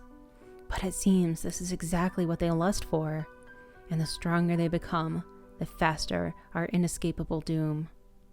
Because at this rate, they will be able to have enough power to absorb even a supercluster like it was a milkshake in a glass. But they will not stop until they get what they want, and we are directly on their path to it. I don't know what to do with all this. I feel so helpless. Since then, I've been working with NASA to think of something that would ever help save us. But there is nothing we can do. It's hopeless. If we were to upgrade as a higher type of civilization, we should have done it already. There's no time left for us. We will never become strong enough to protect ourselves from the true forces of the cosmos. We will just hide in our caves like critters, too weak to even look into the eyes of our impending doom with the pride we once had. I do wonder sometimes about why these unimaginably strong beings lust for even more. Then I remember how humans fight over the breadcrumbs of a tiny planet of zero significance, killing and enslaving our brothers in search of energy resources so primitive that they seem laughable.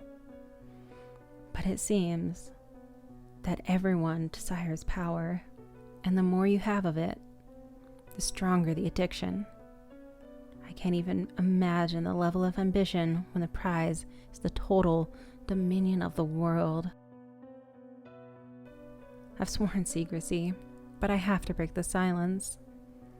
Either way, it feels like it doesn't really matter. With the powers in play, we could be gone in 1,000,000 years, or just 10, and we won't even know when or how it will happen. But humans are curious. They have to know the truth. It is, after all, the only sense of control we have. So, there you have it. We are not alone in the universe. I wish we were. We are not important to this world. In fact, we are so powerless and measly that the monsters that will eventually destroy us won't even hear our screams.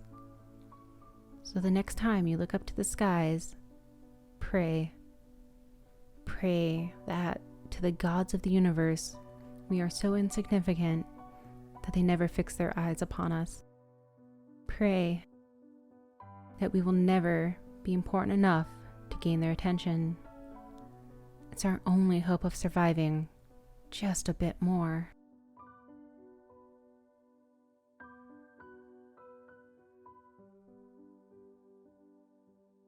So, I've been told that my experience should be posted here, because apparently it sounds too insane to be real. Before I start, I used to work for Black Angus in Southwest Portland, Oregon. I didn't work there long though, just about 7 months. I was hired for a janitor position, but later got an extra position as a graveyard dishwasher, which made my schedule noon to 3 p.m., then 5 p.m. to closing, which was between 11:30 p.m. and 1 a.m., depending on how quickly we got the place cleaned up before fully closing. This, though, is about when closing took a lot longer than normal. We ended up closing at 3 a.m. I asked for a ride from my manager because I wouldn't be able to take the bus home. But unfortunately, he couldn't because he didn't have the money to cover the gas. So, lucky me, I had to walk home. Thankfully, I didn't have to work for the next few days. But still, the walk home was exhausting. Anyways, it was maybe 3:40, 3:50 a.m., and I was nearing the bus station. I saw a bus parked there, and I thought it wasn't available. So like an idiot, I didn't bother to rush and see, and just as I was getting to the station, that's when it takes off. I started yelling to get the driver's attention, but no luck. I spent the next hour cursing at myself for that. So I continue on. Around 4:30 a.m., I'm halfway home. I decide to take a break from walking and sit down on the corner of a neighborhood block under a street spotlight and have a cigarette. Not long after I light up, I hear just a few feet from me, "Got another one?" Now, I'm pretty damn good at hearing when it's the dead of night and it's super quiet. So for me, it's like this guy just appeared. So I basically jumped up like someone intentionally tried to scare me, which, if it was intentional, it definitely worked. Apparently, I scared the guy too, because he was like, "Whoa, sorry, didn't mean to scare you. Just wondering if you have an extra smoke."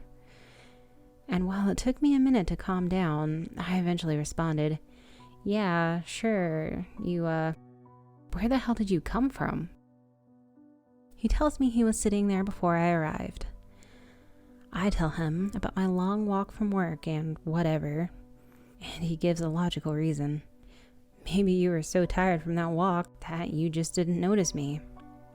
And I figured that was a good enough reason. I was exhausted after all, so anything's possible. We ended up talking for a while, a bunch of random stuff. I ended up sharing more than I intended. Eventually, I felt rested enough, and I told him that I was going to continue my walk home. He asked which way I'm heading, and since I didn't care, I told him. He then decided to tag along with me. We walked till maybe 5 a.m., and we're going to head our separate ways. And personally, the guy felt like a good guy, and I asked him if he wanted to maybe hook up later. As we began to trade numbers, I started to hear some crying sounds. Hearing the crying made me pause, and I asked, "Did you hear that?" And he nods. At first, I figured it wasn't our business, but he suggested, "Maybe we should go check it out. What if someone's in need?" I agreed, and we went looking for where it was coming from. As we got closer, the crying became louder, and we saw her. This woman rocking side to side as she walked forward, seemingly aimlessly, like she was drunk. I said, "I'm betting she's drunk and she just needs to walk it off." And he says, "I don't know if we can know for sure without checking." And she disappears behind a building. Without saying a word, he rushes off towards her. I wish I had ignored it when I first heard it. I followed. I didn't rush. I simply walked. So obviously he got there before I did. He then gestures to hurry up. So I run. When I got there, he points, and she's down a ways, but sitting against the wall, still crying. I then say, "She's probably gonna pass out." And then we hear her say, "My baby," as she cries. At this point, he says, "Shit. Now we've got to make sure. Wait here in case a cop comes by. She might need their help," and jogs towards her. From the moment I heard the crying, I swear I wasn't feeling right. As if deep down I knew something was wrong. And as he got closer, that feeling just intensified. He pulled out his phone and shined his light on her. I couldn't hear him from this distance, but I could tell he was talking to her. But she just kept crying and repeating, "My baby." He then lifts her up, and standing her there, she shoves his arms off and continues to cry, "My baby." I then yell, "So is she all right?" And he yells back, 911, there's blood on her clothes." This just became real. I open my phone, but I only have a few bars. I didn't know at the time that it didn't matter how many I had, 911 would work regardless. So I decided to try to get better signal. A short bit later, I have enough and call them up. I tell them that we found a woman who needs help, and I was about to tell them the location, and then I hear screaming. My voice just stops, 'cause it's not her, it's him. I run as fast as I can back to the alley. And this is why I was told it sounded too insane to be real. I swear, I'm not making this up. I'm panicking right now, even though it was years ago. I wish I had tried harder to convince him. What I saw made me piss my pants. I saw him on the ground, against a wall. She was there, yelling frantically over and over, "My baby, my baby, my baby." And her stomach. There were tentacles coming out of her, grabbing him. I was frozen in utter terror, and they pulled him into her stomach, and his screams stopped. I could see her caressing her stomach, saying more softly, "My baby." And then I hear, "Sir, are you still there?" And she looks in my direction. At that point, I take off running. I wasn't thinking about it, but when I got far enough away, I realized I'd dropped my phone. After what I saw, there was no way I was going back. I continued to run the rest of the way home, looking back, and each time making sure there was nothing behind me. I finally get home, and I am drenching in sweat. I get in my apartment, and my cousin scares me half to death. Finally, after nearly falling back, I rush up to him and tell him I need to use his phone because I lost mine. He hands it over and asks, "Who are you calling?" I tell him the cops, and I head outside as he yells, "What the hell for?" But I don't respond and just call them. I tell them exactly what happened, where it happened, and that I had called them earlier. Luckily, it's the same person that answered the first time. They heard screaming, and since I didn't respond, they had already sent officers out by tracking my phone. I asked if they'd found anything, but the officers were just arriving and said if I gave them my address, they'd contact me later. So I gave them my address and asked when I should expect to hear back from them. The dispatcher told me she wouldn't be able to give an exact time, but said to stay home. I went back inside, gave my cousin back his phone, and again he asks, "So, why did you need to call the cops?" And I tell him that I witnessed a murder. I didn't give him the full details because I was still shaking from the experience. I then opted to pass out because I was beyond exhausted. I had no idea what time it was or how long I had slept, but I was woken up by my cousin, and he says, "Hey, cops are here," and I stumble out of my bed to the living room.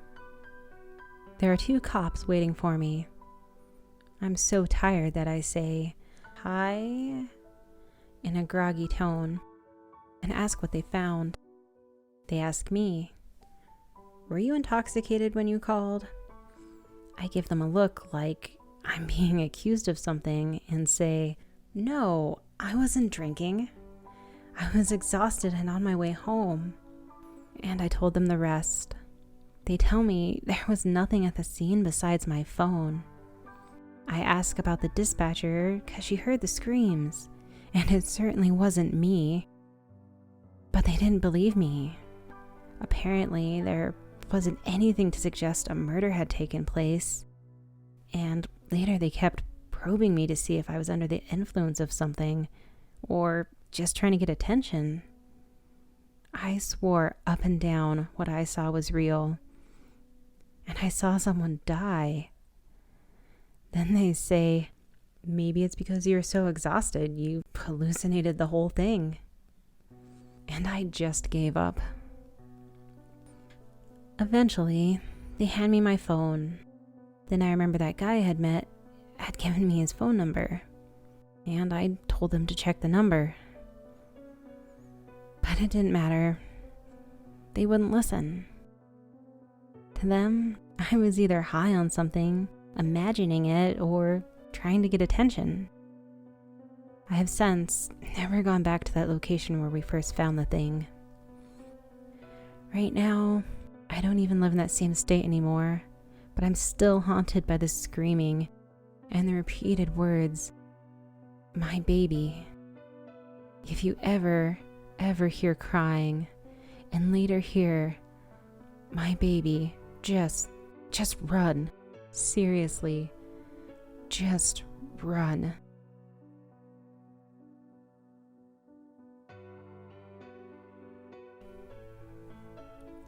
I knew something was wrong when Gray came home and didn't even so much as give me a kiss before he ran into our bathroom.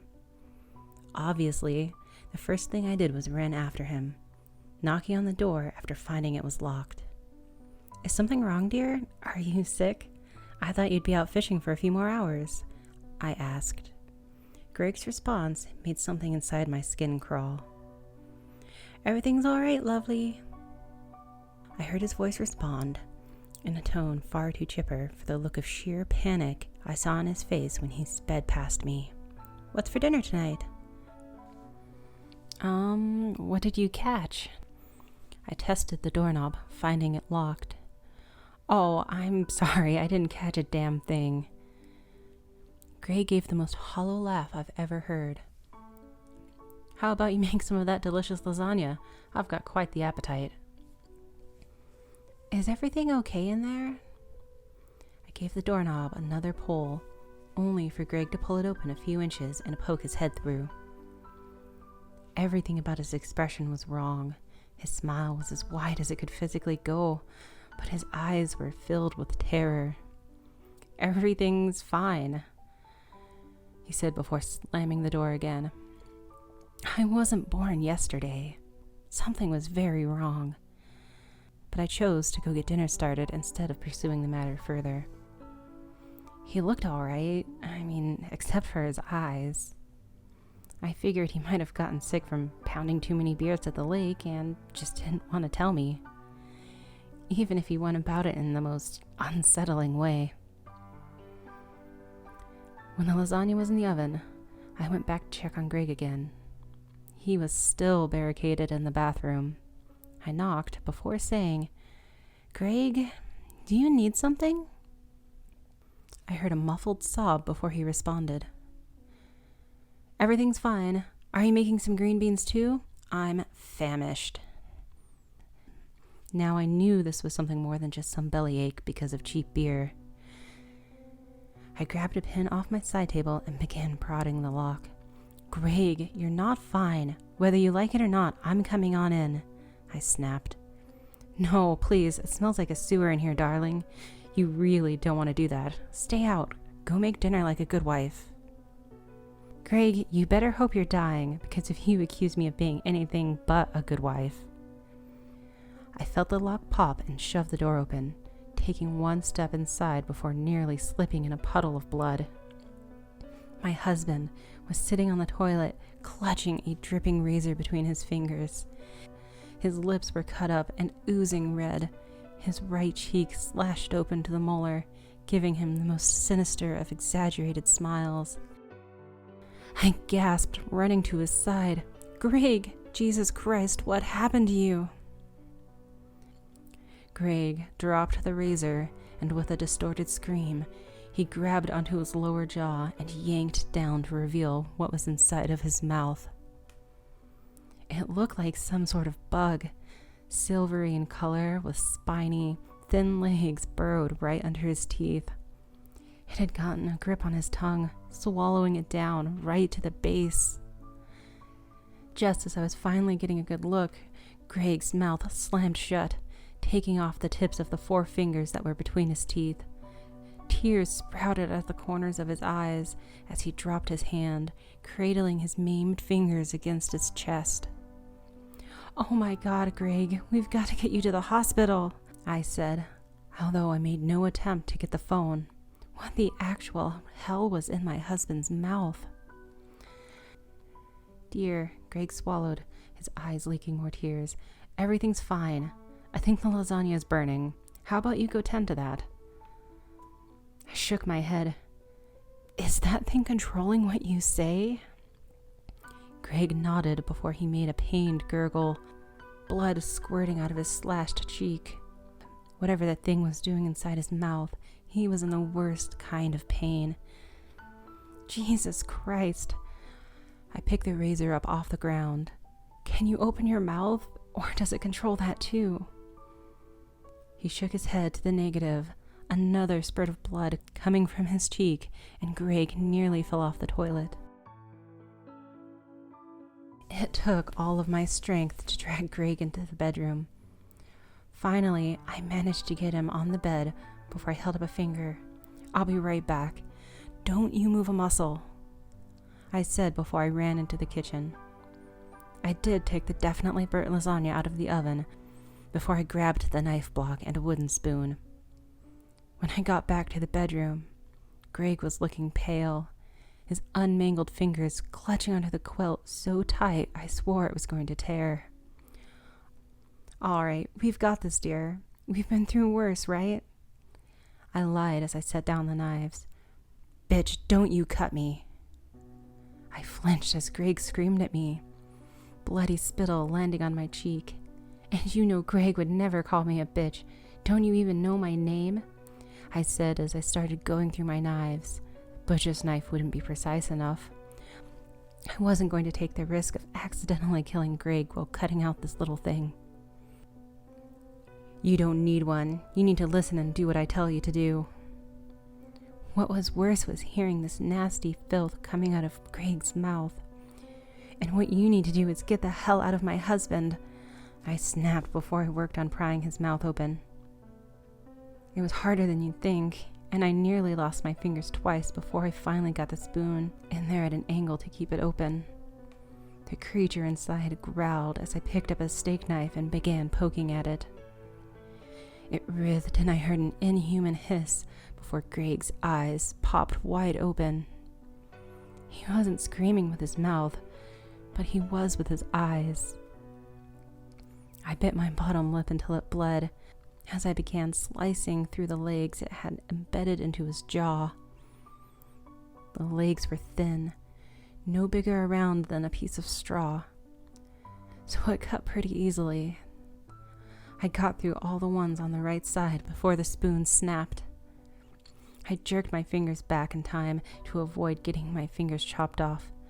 Greg chewed up the spoon in his mouth before spitting it into my face. Go away, he growled. I sat back in my chair, shaking my head. I'm not leaving until you leave, Greg, I said. Then we're going to be here a long time. When I managed to pry Greg's mouth open again, I discovered that the parasite had regrown its legs, once again inserting them into Greg's jaw. He mockingly snickered as I let his mouth close. All right, first round goes to you, but I'm going to be right back, I said, shaking my finger at him before running to the kitchen. When I returned with a metal spoon, Greg's body was so still, I thought he was dead. I ran to his side, giving him a shake. His bloodshot eyes popped open, and I felt his hands grab onto my shoulders before I was slammed to the floor. Dazed, I stayed still as Greg pinned me down before roughly kissing me. I felt something slide into my mouth before he got up in a jerky motion. He sat down on the bed and grinned, the parasite poking out of his slashed cheek. The smooth thing inside my mouth wriggled about before I felt my tongue be bitten off. I screamed as my mouth filled with blood, the creature attaching itself to the stub left behind from my tongue. I desperately clawed at my lips, trying to get past my teeth to grab onto the parasite. When I opened my mouth to scream, all that came out was a flood of blood. I passed out as I felt those small legs drill into my jaw. It's taken my tongue and mouth. I have no control over it. I feel it squirming around. Greg's gone. He left a note saying he'll be back soon and to have dinner ready for when he gets back. I can feel my body grow numb as its control starts to grow. They've taken our tongues, and they're going to take the rest of us too. I've been trying to get out of my apartment for the past 6 hours with no avail. The walls are closing in around me, and I have long sealed up all the windows and doors, along with any chance of escape. I don't have long left. I just hope someone else reads this so they can avoid my mistakes. It wasn't supposed to be this way. When I first found the place, it seemed like a dream come true. It was spacious with a vintage charm to it in its half-faded nautical blue and white wallpaper. The place was immaculate. No dust lined the solid surfaces. The outside sunlight glowed through the windows, and a strange, sweetish smell clung to the air. I almost jumped when a low, guttural rumble shook the ceiling. The landlord, a bald, pale, but affable-looking man, gave a disarming laugh and patted my shoulder. "Air conditioning system's pretty old," he told me. "We're working on getting that fixed, but aside from that, everything's perfect." Even though I smiled along with him at my own jumpiness, the sound just stuck in my head. It wasn't the typical shudder of overworked metal. It was almost organic. It belonged to a living entity. It was like the place was breathing. As he showed me around, I found everywhere to be just as spotless. Still, it was an offer I couldn't refuse. The listing for the house was $215 a month. For a struggling college student, it was like heaven had been dropped into my lap. The first few days living there were normal. There were no unexplained sounds, and nothing went bump in the night. I envisioned spending a good portion of my adult life in there. The days soon blended into weeks, which became months. It wanted me. I know that now. It was patient, doing its best to trick me into a false sense of security. It started with objects going missing, only to turn up in the strangest of places, like the house keys being wedged beneath the couch. I had to put it down to general absent-mindedness until I started returning home to find a fallen chair or the pantry door open when I remember it being closed. I knew that I'd locked the door the minute I'd stepped out of the house. The thought passed through my mind of my landlord somehow sneaking in, but I brushed it off. There was nothing off about him in the slightest. I found relief from the situation in logic, explaining the fallen chair as being in such a hurry that morning that I knocked it over and didn't even notice. The pantry door had been shaken open by the tremor of the faulty air conditioning unit, which also caused the chill in the air that pricked down my spine. Looking back now, it all seems so ridiculous. But I didn't want to admit that anything was wrong with the place. It was 2 months after I'd moved into the place that I first experienced sleep paralysis. I had read the accounts online, yet nothing prepared me for my own. I found myself awake, staring up at the ceiling. From the corner of my eye, I saw the white flash of 3 a.m. from my charging phone on the adjacent bedroom drawer. Aside from moving my eyes around and breathing, the rest of my body was completely useless. No matter how hard my leg muscles strained, I couldn't get up from my bed, as if I were pinned down by massive, invisible hands. But there was no sensation of dread, no shadow demons that crawled on top of my body. The sound of a familiar moan from above my head made my eyes flicker up to the walls. Looking closer, I realized that they were softly pulsating. The former solidity of concrete gone and replaced with something fleshy and alien. They bulged around into my view, enough to see every hair and vein that had formed on them. Then from out of the stretching pores burst forward dozens of disembodied arms. Their clasping hands descended on me as I lay there paralyzed pale fingers snaking around and crushing my limbs. The walls of flesh contorted into deformed faces, with dark, empty holes in the place of eyes, all of which were twisted into expressions of agony, silently wailing, as if they were seeing something horrible that was only visible to them. I couldn't move or scream. I could only watch in horrified fascination as they covered me, mouthing words I couldn't understand. I could only close my eyes and beg for it to be over. My ordeal ended with the sun streaming through the half-closed blinds of my bedroom window. Though I was far from rested, the relief that washed over me when I saw that the walls were normal was something I'd never experienced in my life. Still shaken up, I tried to put the whole thing behind me as an anomaly in my life, something that I would never experience again. Until the very same thing repeated that night and the next one after that. It became clockwork. Somehow, every night, the dream would seem more visceral than the previous night. The sensations started to sleep into my waking life.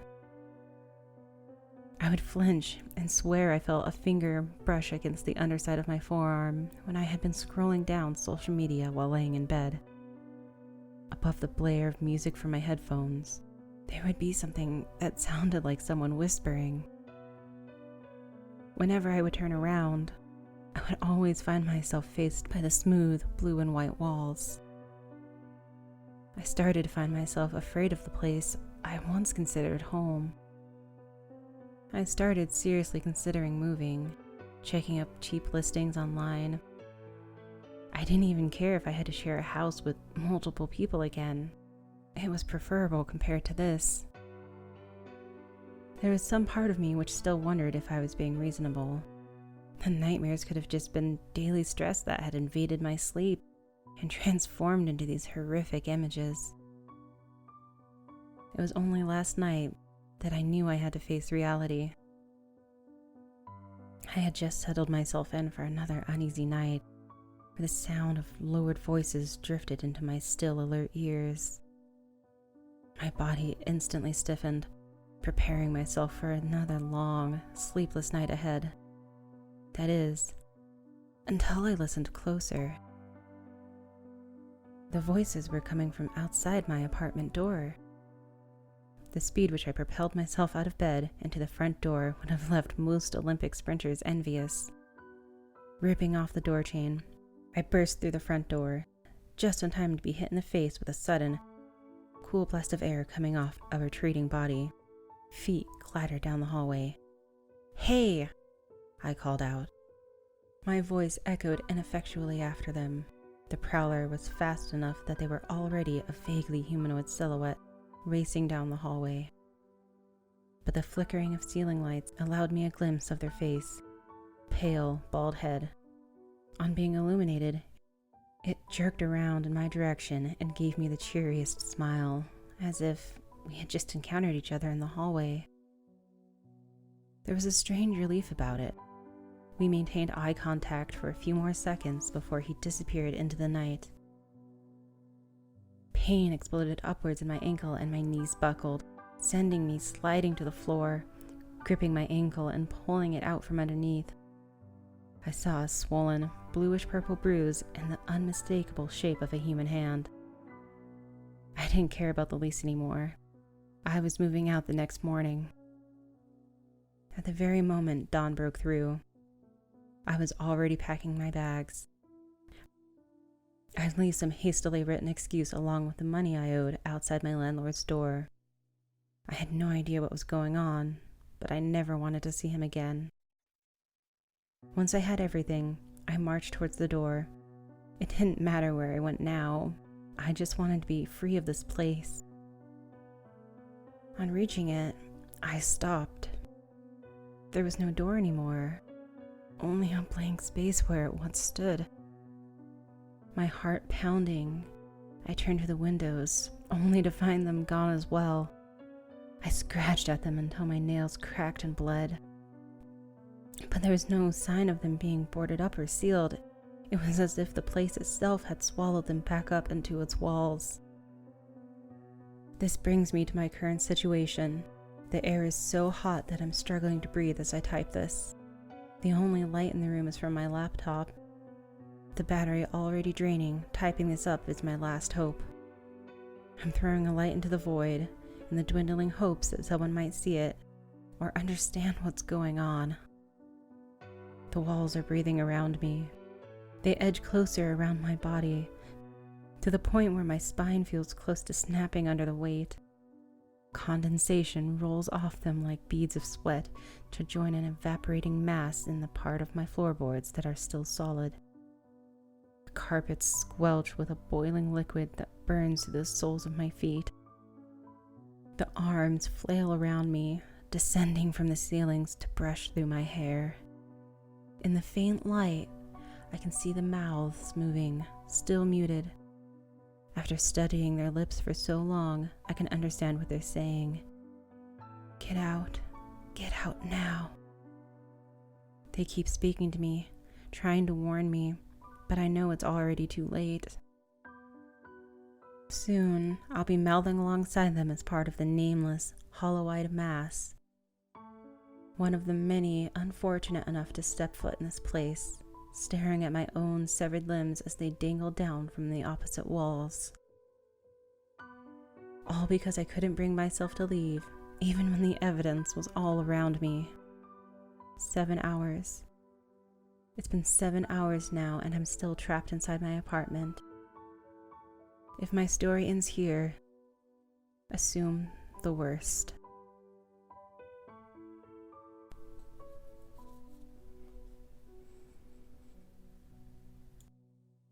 My friend asked me one day in October, "Hey Jesse, do you want to come to a bonfire at my house tonight?" I'd never been to a bonfire before, and I didn't have a ride to their house 2 miles away, but he insisted that his father could give me a ride.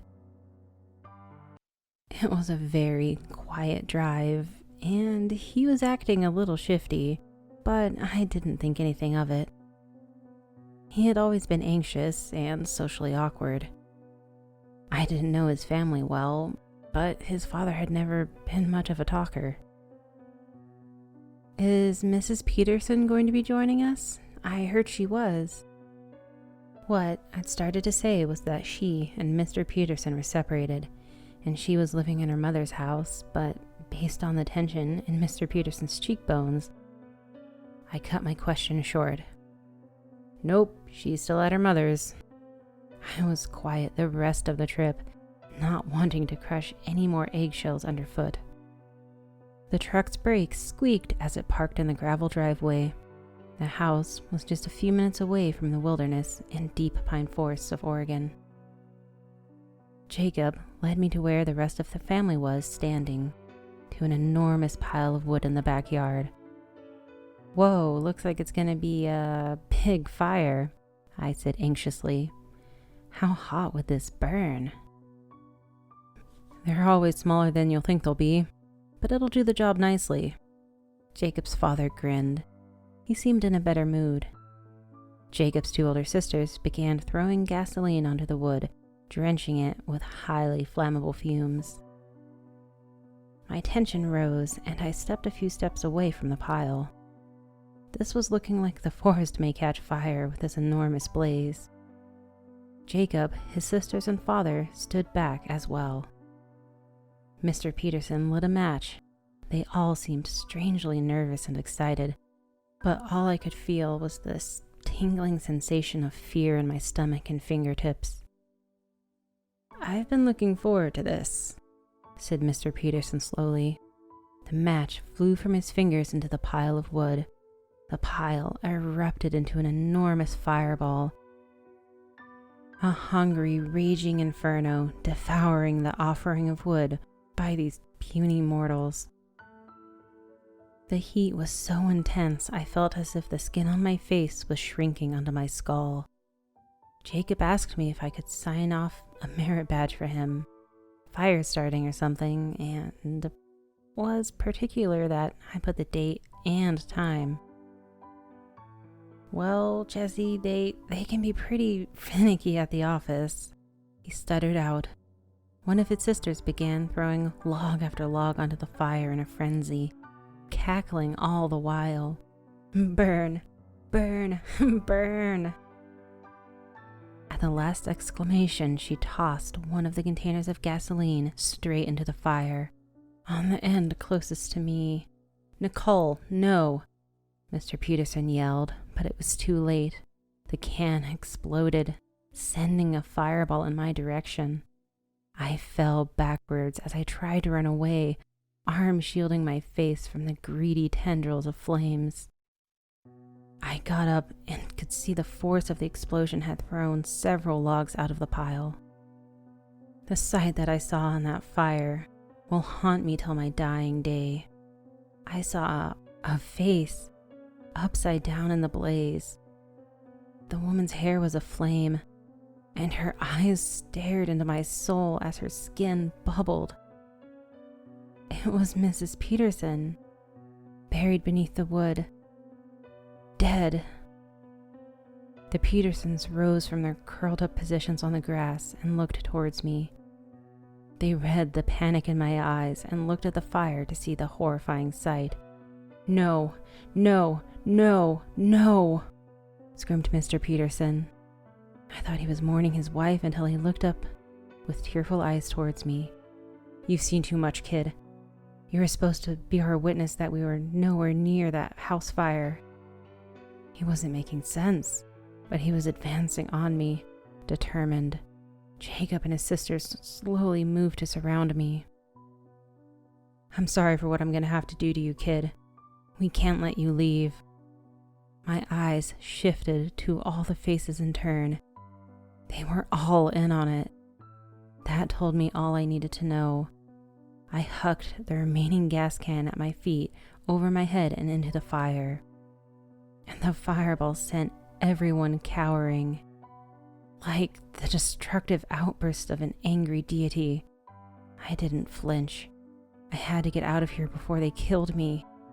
Their failed alibi. I pushed Jacob over as he staggered and booked it for the forest. I had no flashlight, but I had the will to live. I could hear noises over the rushing of the wind and rustling of the underbrush behind me. I'm going to kill you, you little snitch. It was pitch black now, but they didn't have flashlights either. Suddenly, a light shone behind me. Phone flashlight. Its weak beam lit up a decent-sized river with steep banks on either side ahead of me. I ran haphazardly down the bank and into the river up to my knees. Where is he, Dad? I heard from a few hundred feet away, out of sight above the bank. Crossing the river. We've got to catch him before he gets to the road. I looked to my right and saw a corrugated metal tube of a culvert below the train tracks. I threw a large rock as far as I could in the direction the Petersons were running, and I heard, "Gotcha now," from 20 feet away. I dove into the large metal tube and laid back in the cramped space. It was big enough I didn't have to crawl, but I couldn't lay my back against the edge and hide. I pulled out my phone and began to dial 911 in the darkness. Splashes erupted in the river as Mr. Peterson crossed and kept running. Thank goodness I had thrown that rock. As I tensely waited in my hiding place, I heard the rest of the family crossing the river and gunshots. 911, what's your emergency? Words popped from my mouth like water. Peterson's, edge of town, big fire. They're chasing me and I need you to come help me. Sir, slow down, please. Jesse, okay, Jesse. Give it to me slow so I can send the police there. We'll also track the call and pinpoint your location while you talk. Jesse, where did you go? They were still searching for me and were still in the area. I gave the dispatch the whole story in a panicked whisper, not wanting to be found. And after an agonizing half hour, I heard sirens and rustling leaves around my hiding place. "Drop the gun, now!" I heard an unfamiliar voice shout. "Jesse, come out, it's all right."